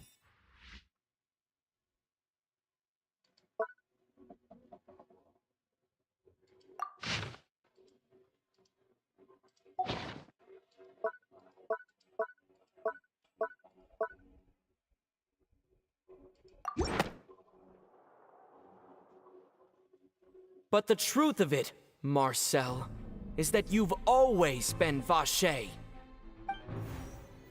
Huh? We've investigated your lair, and we already know everything! After your lover, Vinier, was dissolved, you kept abducting young women to experiment on the hopes of bringing her back to you! You even created Marcel as a new identity, and destroyed all records of your past as Vache! So that's it. Even the villains in opera performances rarely go that far. And with that, Marcel's motive has now been established. This information regarding your past also dismantles your prior timing defense. Well, Marcel, do you know where you went wrong? You fixated your gaze on the lover that passed away, instead of paying attention to the living people around you. So, you never noticed how we changed, or how we grew as individuals. You also never understood Boss's real expectations for his daughter. Or our determination to see things through. Your determination. Mr. Marcel, please speak up now if you would like to defend yourself. Otherwise, the trial will move on to the next stage. Do you really think I wanted to do any of this? Pay attention to you? What for? Have you ever paid attention to me? Ever empathized with my pain? Ever known how it feels to watch the love of your life dissolve right in front of your eyes? No one helped me. No one even believed me. All those decades ago, even the officers from the Maison Gardiennage were laughing at me. They said there's no way a human being can turn into water. So I must have gone mad from grief. Vinier's death was brushed away by all of you as if it didn't matter at all. Well, now you know, don't you? Ha! Well, it's too late now. All those who were dissolved are gone forever. You only have yourselves to blame. You set up this ornate opera house in pursuit of your so-called justice, your beloved drama, while turning a blind eye to the suffering of the people. Vinier is dead. We promised each other that we would always be together. Wherever she goes, I will follow. But I'm not from this blasted place, so I can't be dissolved, no matter what I do.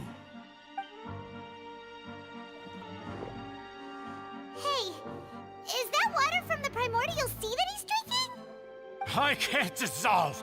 Can't dissolve! Can't dissolve! Do you all see? I can't go! I can't follow! So if I can't go where she is, what choice do I have but to try to bring her back? I did all of that, and in the end, that accursed Callus still got the better of me. I spent my entire life living on pins and needles, only to get stabbed by his idiot daughter at the very end. Google it? The suspect is exhibiting signs of mental distress. Guards, please restrain him. Don't touch me! Don't anybody come near me! I still need to save Vinier. A promise. We made a promise. Vinier. Vinier! Please, Vinier. Don't think badly of me. All I want to do is fulfill our promise. At this point, the verdict of this trial is clear. With Mr. Marcel's conviction, the charges against Mr. Tartaglia no longer have any basis. Fine by me. I was in a bad mood, but after a show like that, I'm actually feeling pretty good. Traveler, please submit all the evidence you have collected to the guards, so that I might review and summarize the truth behind the serial disappearances case. Okay. The man now known as Marcel was originally named Vache and worked as an adventurer with his partner and lover Vinier. During an underwater expedition, Vinier accidentally came into contact with water from the primordial sea and was dissolved in front of Vache as a result. Vache learned of the primordial water's existence through the work of others and began to kidnap young women for research, with the goal of discovering a method to restore Vinier back to life. To cover his tracks, he invented the new alias of Marcel and began to operate a business in Poisson. Poisson. During the course of his research, Vache discovered that a diluted concoction of water from the primordial sea can induce feelings of euphoria, and began to manufacture and market synth. However, as he accumulated wealth to fund his continued research and expanded the scope, he came into conflict with Spina di Rasula. After exchanging blows with Spina di Rasula for many years, Vache decided to assassinate their president Callus at a banquet. Although the assassination did not go as Vache expected, he was able to turn Callus into the murder suspect by dissolving the assassin he sent to the scene. And just recently, Vache attempted to frame Linny as the culprit of the serial disappearances case, using a similar method. However, his attempt to frame Linny failed, and the power of water from the primordial sea became public knowledge. This case also exposed enough of Vache's machinations that he was eventually successfully charged in court. Thus concludes the enigmatic history of the serial disappearances case, with the truth revealed to all.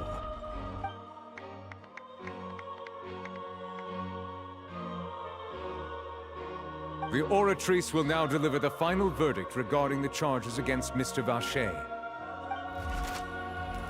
Yeah, another gotcha.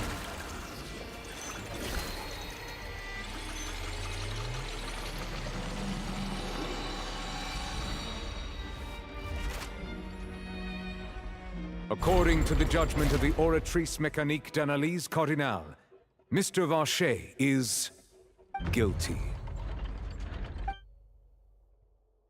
Guards! Take Vache away. Good. It's what he deserves.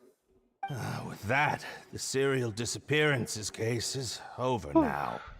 We really just witnessed history. Who would have thought the true culprit would be such a polite and well-spoken guy? Yippee! We helped Navia bring the bad guy to justice!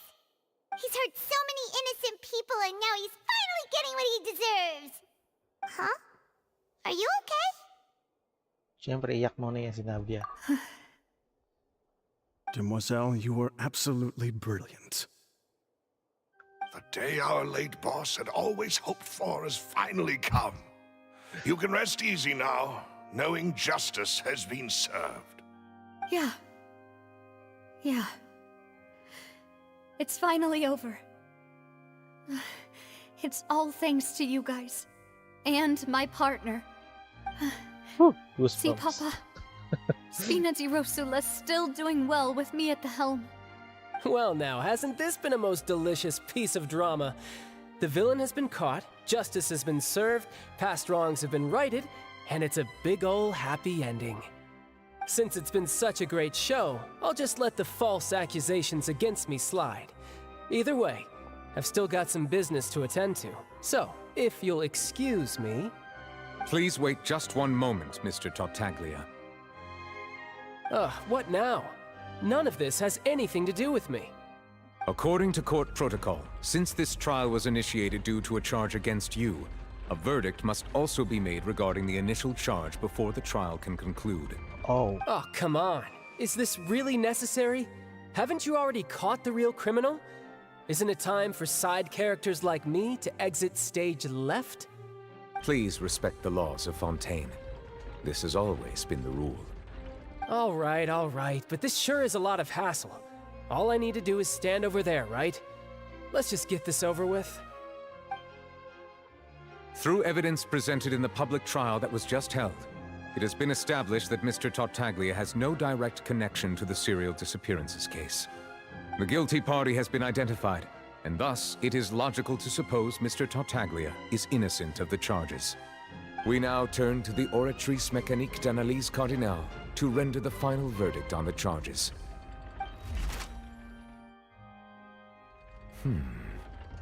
According to the judgment of the Oratrice Mécanique d'Analyse Cardinale, Mr. Tartaglia is guilty. What? What? Hey! That's not funny! Didn't you just say I'm supposed to be innocent? What's with this verdict? Is your justice machine malfunctioning? Huh? This has never happened before. The Oratrice actually returned a different verdict from the Chief Justice. I mean, have you ever heard of an innocent Fatui Harbinger?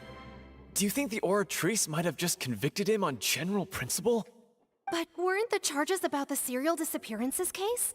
No matter what else he's guilty of, it shouldn't affect the verdict in this case, right? The judgment of the Oratrice Mécanique d'Analyse Cardinal is, by law, the final verdict of the court. We must accept the guilty verdict. Guards, please take the suspect into custody per court protocol.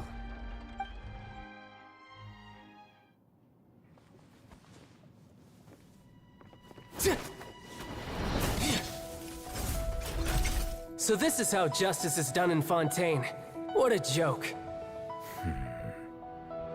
You've got your rules. Well, I've got mine too!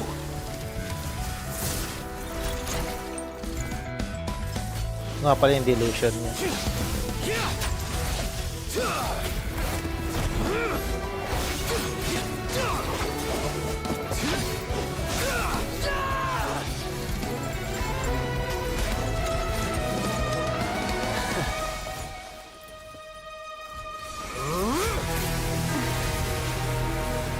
What?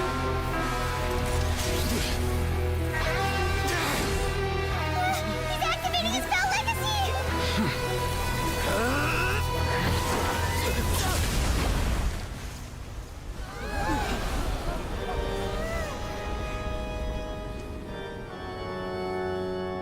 I am sorry. Kawawa na naman po si If you Child. have been wronged, Again. we will find the truth. I'm gonna pull him. But the rules of the court must be upheld. Ipupull ko siya.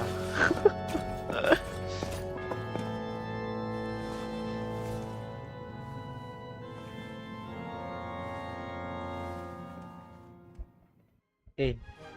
Hi. Hey, Monsieur Novelette, what's going on? Shouldn't they have been cleared already? Apologies. This is also the first time I've encountered such a situation. However, according to the rules established at the conception of Fontaine's court system, the Oratrice's judgment is the final verdict of the court. All I do is follow court procedure. As for why the Oratrice arrived at the conclusion it did, you should probably ask someone more knowledgeable than me. AR-60.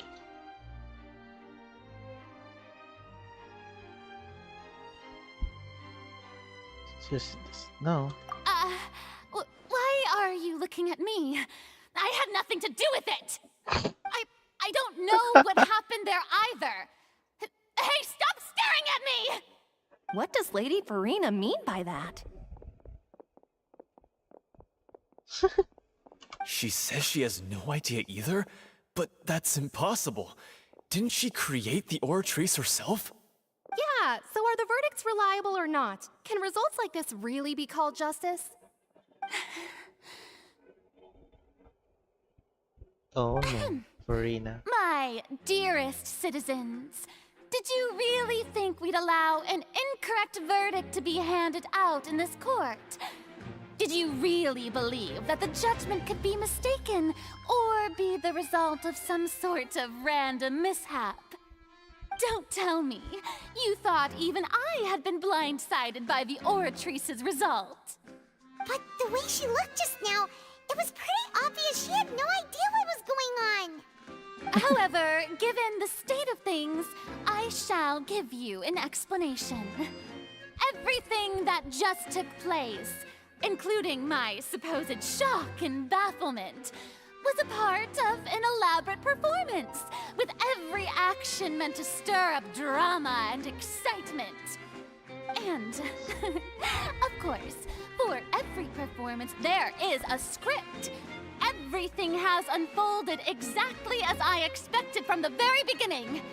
As the embodiment of the very concept of justice, Seriously? the Oratrice shall never render an arbitrary judgment! If you thought Child had nothing to do with the serial disappearances case, it is only because you've been blinded by the superficial appearance of innocence. Everything he's done, not to mention the danger he poses, are beyond ordinary comprehension and completely unforgivable! all shall be revealed in time. Gumawa na naman siya ng You will panibagong- come to understand my noble intentions, as well as the absolute correctness of the Oratrice's verdict.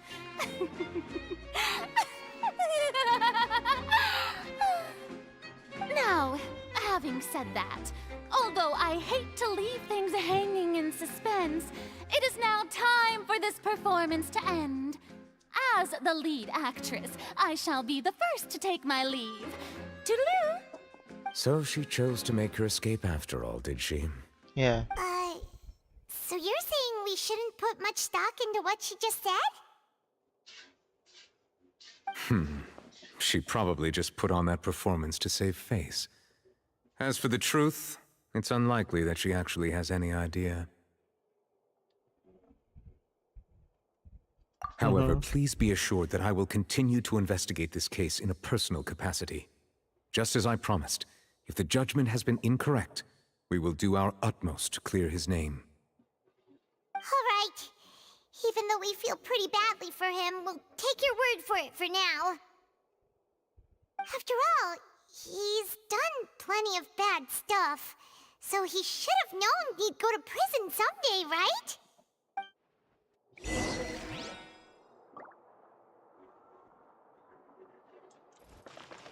I must leave no stone unturned. Oh, Monsieur Nervalette! That power you showed when you took him down. Who are you really? The dragon. I'm the Chief Suspect- Justice of Fontaine, I of suspect course. he's a dragon. If officers of the Fontaine. law lack the strength and capability to enforce it, then it makes a mockery of justice.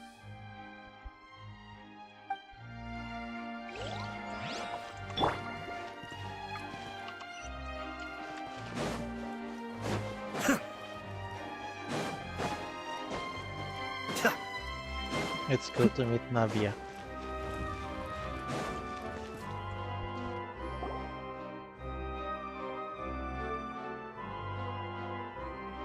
Hey, what are you doing? Quick, stop him! Traveler! Hey! Traveler! Marcel! What are you doing over here? Stop resisting arrest! Cease, or we'll add another charge to the list. No, wait! I just want to ask the Traveler something.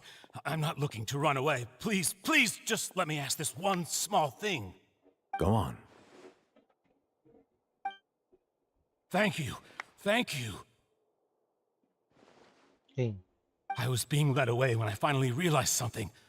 Where did you first hear the name Vache? In the fountain. I erased all records of that name. So, unless... Are you still trying to prove your innocence? Give it up. You've already been convicted.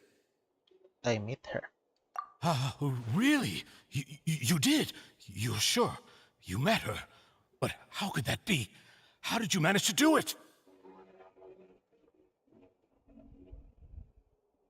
The Fountain of Lucine? Then she's been so close to me all along. And I just never... Please give me a chance to talk to her again. Just let the Traveler take me to the fountain to see her one last time. This is the last request I'll ever make in my life. You can do whatever you want to me afterwards. I don't care. What? Give an inch and you want to take a mile? Do you think serial killers get to make requests like that? Paimon agrees. Why should we give him what he wants when he's only done a ton of super terrible things? This request, is it worth as much to you as your life? Of course! Wait, no.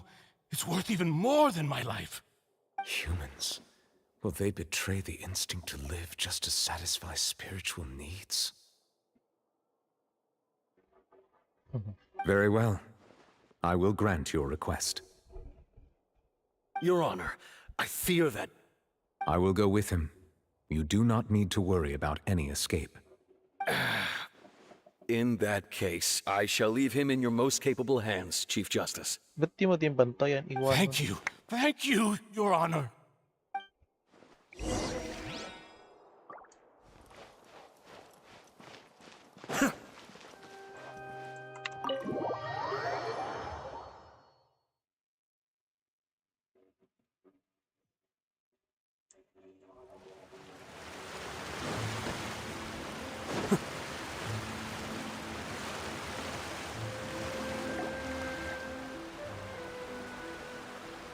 Is this the place? You said she's here, but what do I need to do to see her?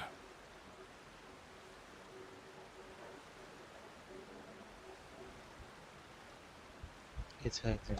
Yeah, and even Paimon could hear her after drinking that thing. Didn't you just drink a lot of it on the stage as well?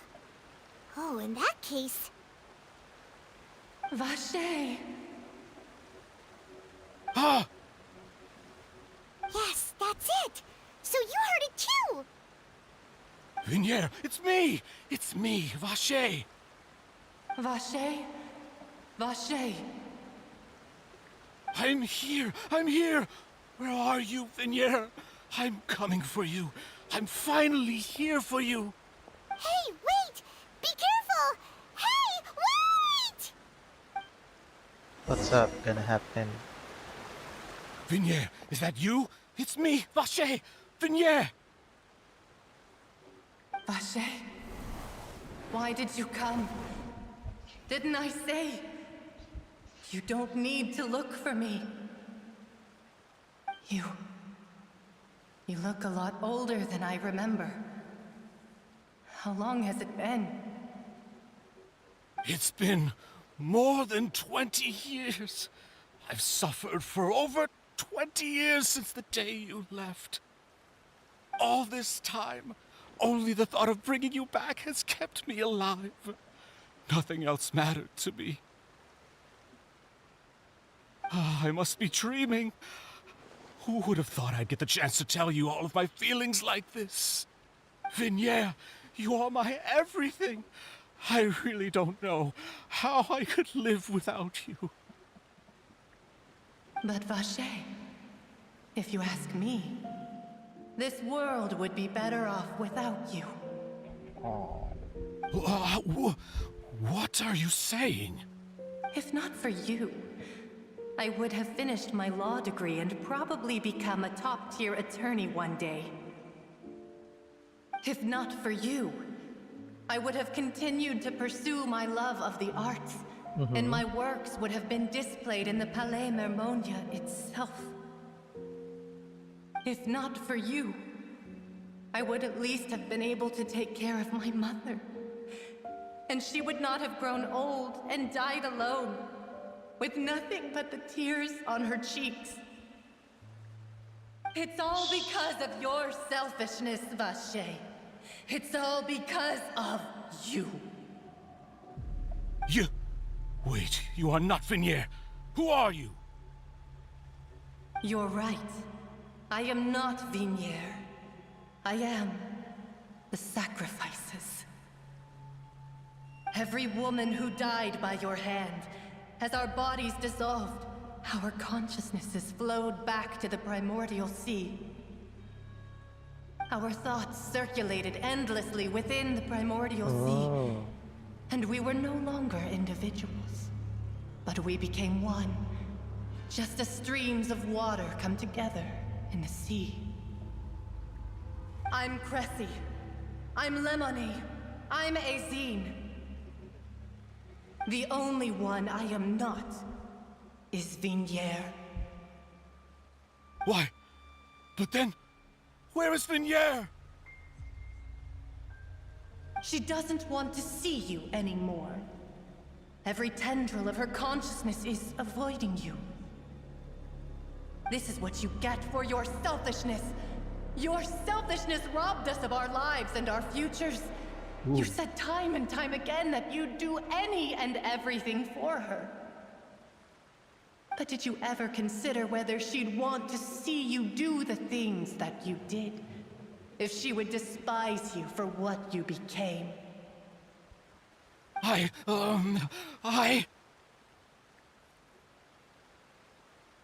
You are a liar, a heartless murderer, and a cowardly narcissist. The only thing you are not is Vinier's beloved. From the moment your first victim died and her consciousness merged with Vinier's, she has had nothing but pure hatred for you.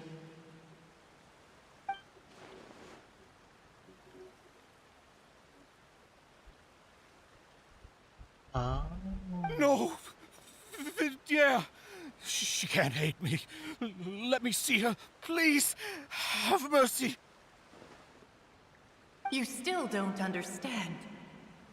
When I said don't look for me, that came from the real Vignier. She really doesn't want to see you anymore. But on top of that, she also said that because it's her final drop of pity for you. She said that because she knew that if you did come here, we will show no mercy to you. GG. Vache. Vache? Vache. Vache. Vache. Vache. Drown.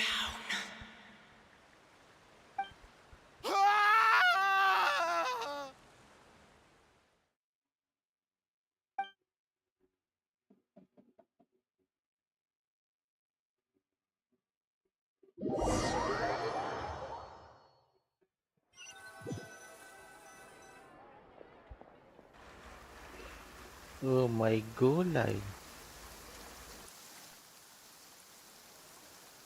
Maulan na naman ulit.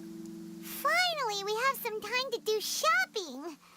Gosh, it's really been a long time since we've been able to relax. May legacy killing me. Ah, well met, partner. I knew something great was going to happen when I woke up in such a good mood today. Even this weather can't put a damper on the demoiselle's mood.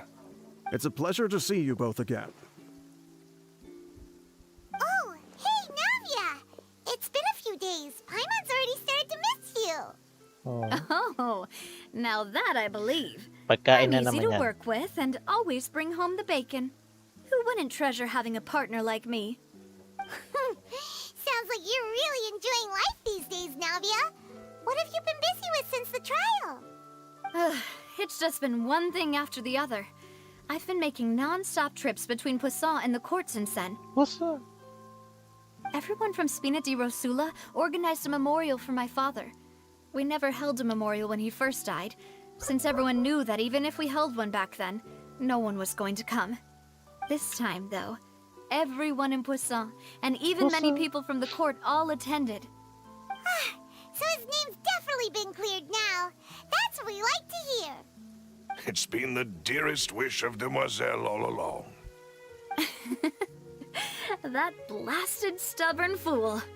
I was right to put my faith in him. I'm so glad I didn't give up on the case all those years ago. Oh, by the way, I ran into Charlotte just after I left the memorial service. Well, maybe it'd be more accurate to say I knew she would be there, and there was no way she'd just let me go.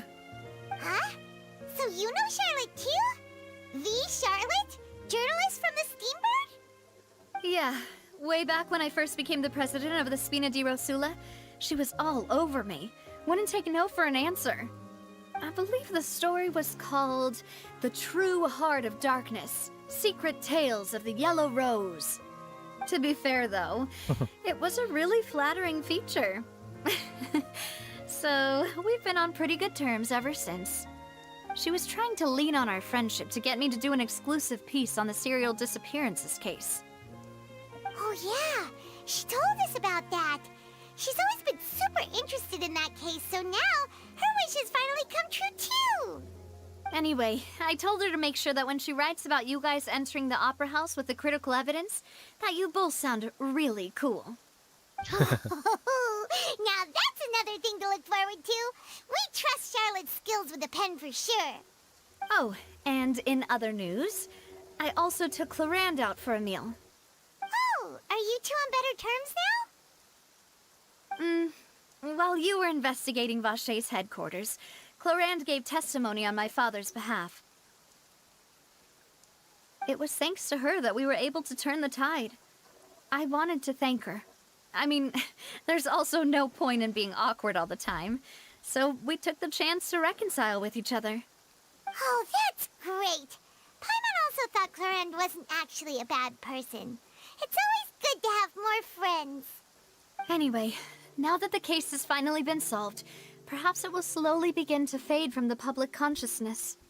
Oh, actually, there's still one last thing I need to do. Okay. What is it? I should pay a visit to my father's grave and tell him the truth of what happened, as well as how it all ended. And on top of that, just how much people still look up to him to this day. That includes me, too. Miss Navia. Indeed. Okay. We want to go too! We also think Callus is a really admirable person. Sure thing. I'd like you two to share the moment with me. After all, without you, there might not have been such a positive ending. And in that case, everyone, let's be off. Considering the recent weather, we'll be lucky if we can reach Poisson before dark. Also, Yeah, you're right. It's been raining non-stop for a few days now. okay, let's go. Okay. Oh, teleport tayo doon. This is where my father's grave is. To be perfectly honest, even I haven't been back here for a long time. Huh?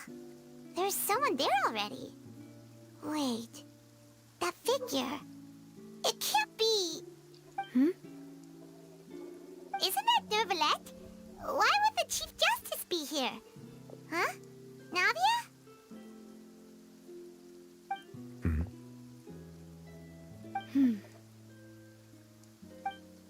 My apologies. I should have asked before coming to pay my respects. Don't say that. Sorry about that.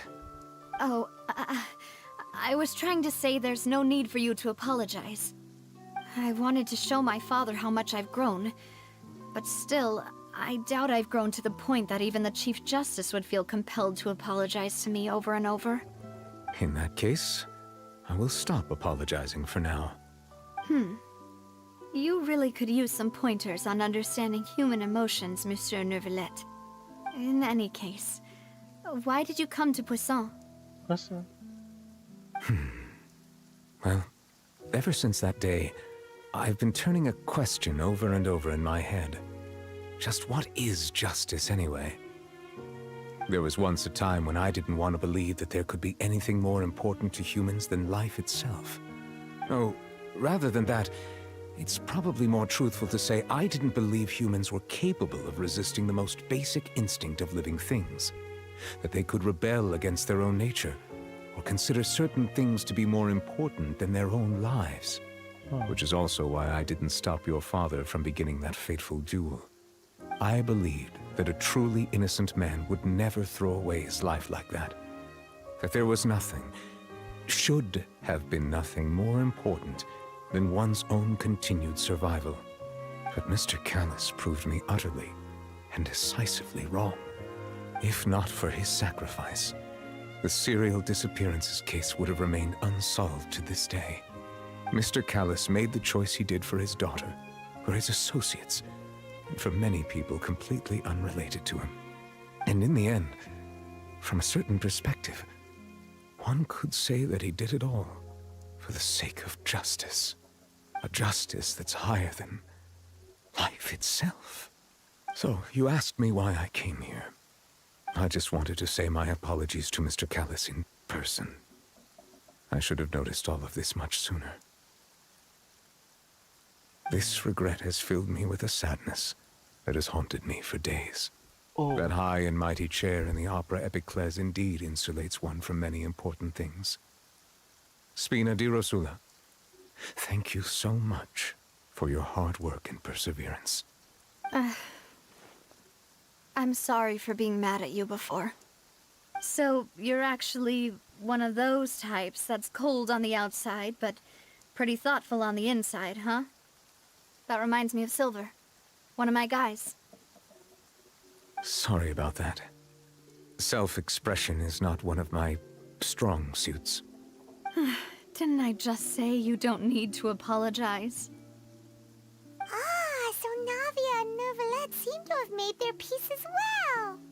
Let's not disturb them for now. We can wait till after they're done.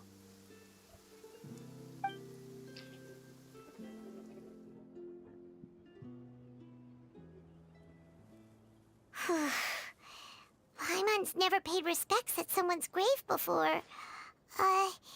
Did Paimon do anything rude there? Maybe yes, maybe not. Huh? Oh, Paimon didn't know that was a thing. But Paimon doesn't know what she would do if she can't fly. Oh no. Paimon hopes Miss Navia won't be too mad. Anyway, Neuvillette is still standing around there. It's not often that we can catch him alone like this, so why don't we go talk to him for a bit? If we can't talk to Lady Farina, we can at least talk to him, right?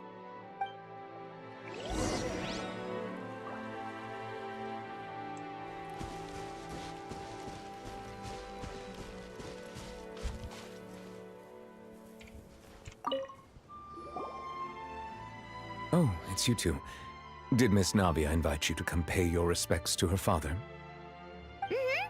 We ran into Navia on the streets today, so we just followed her here. I see, I see. Then is there something that I can help you with? Well, it's pretty hard to run into you like this since you're usually super busy. So we figured we could try to ask you a few questions, if that's okay. Please feel free. Though outsiders, you helped us solve one of the greatest mysteries in Fontaine, and it would be my pleasure to return the favor.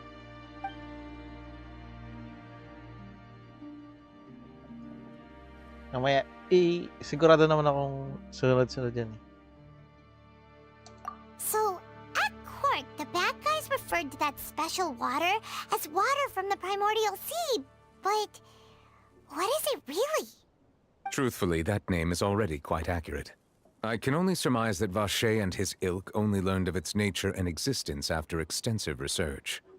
There used to be a special sea on the surface of this planet. The nature of its seawater was rather different from that of the sea we know today.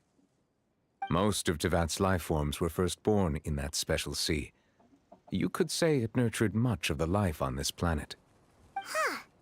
So it really was where everything began. It makes sense to call it primordial then. But today, the primordial sea no longer exists on the planet's surface.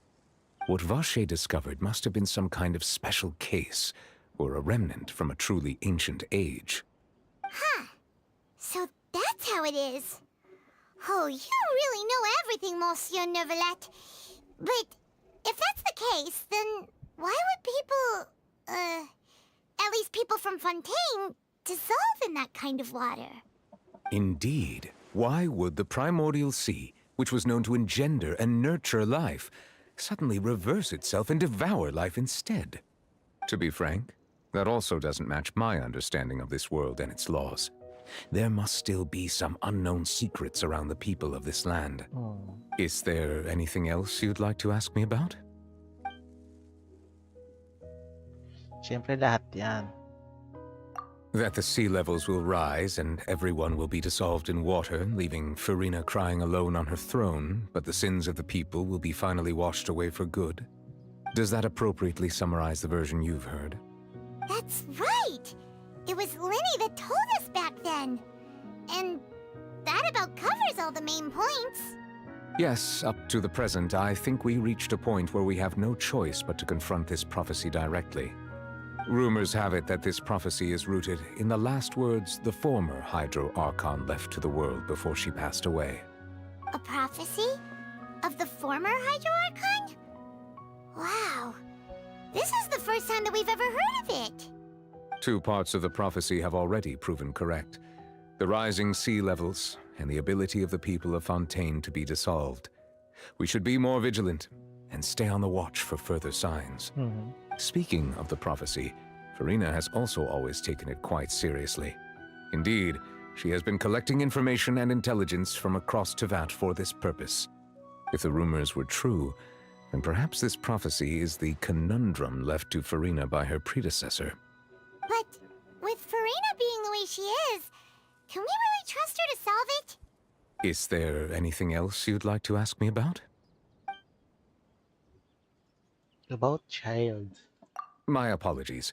My investigation has still not reached its conclusion. However, I still believe the judgment of the Oratrice was not rendered arbitrarily. But you also said you thought he was innocent.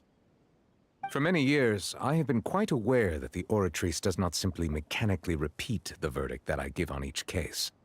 As a divinely created mechanism, the people's unified faith in the concept of justice is integrated into it. Not only can it produce the incredible power of indemnitium, but it likely also possesses other traits, such as self-awareness. Which is all to say, I have been prepared for a situation like this for a long time. So when Lenny told us that he heard a human voice from the room where the Oratrice's core is stored... I was not aware such a thing had occurred. Perhaps that could serve to prove my conjecture. I will add that to the list of items to investigate. In any case, I am inclined to believe that the Oratrice does have a methodology all its own. We just do not have enough information. Based on Farina's reaction, I doubt even she had any idea what was going on. She managed to bluff her way through it, though, with her time-tested twin tricks of bravado and drama. While we do intend to get to the bottom of this, for now, we regret to say that the Fatui Harbinger will just have to bide his time in the fortress of Meripede. If we did incorrectly convict him of crimes he did not commit, we will most certainly compensate him to the fullest extent allowed by the law. If you ask Paimon, the only compensation he'll want is a no-holds-barred fight with you. Is there anything else you'd like to ask me about? This is the last one we want. Your sibling, another blonde-haired traveler. I'm sorry, but I've never seen anyone who matches that description. If she ever stepped foot in Fontaine, I'm sure she followed our laws to the letter, and had no reason to appear on the stage of the opera Epiclese. Is there anything else you'd like to ask me about? We have no more session. Very well. It was my honor to provide you with what answers I could. I very much enjoyed conversing with you. It will soon be time for me to leave this blissful tranquility behind and return to Palais Memoria. You really are super busy, Monsieur Neuvillette. Paimon thought you only came here to pay your respects today because you had the day off. Crime and villainy do not have the day off, and so justice must work around the clock as well. This is merely the nature of a justice's work. All right. You've got a point. Huh? Paimon just noticed that the rain has stopped. Because he's such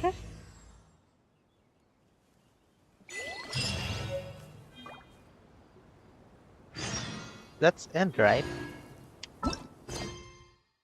That's end, right? So that's end of Act 2.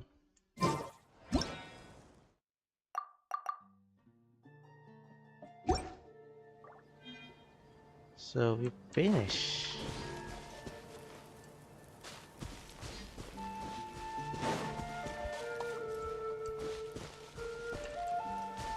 Okay. Shine down!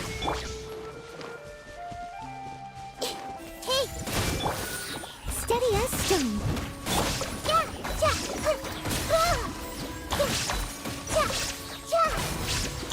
Before we closing this live, I'm gonna do this shortly. Curiosity deserves a reward. So I think I'm gonna stream next week for Lene. Yes. This story we're gonna unlock. I don't know what schedule I'm gonna do for him, but I'm gonna stream this story. Yeah. So that's it all, guys. Thank you for watching. If you're not sure And what to do next, How about I take you on a walk? Bye bye.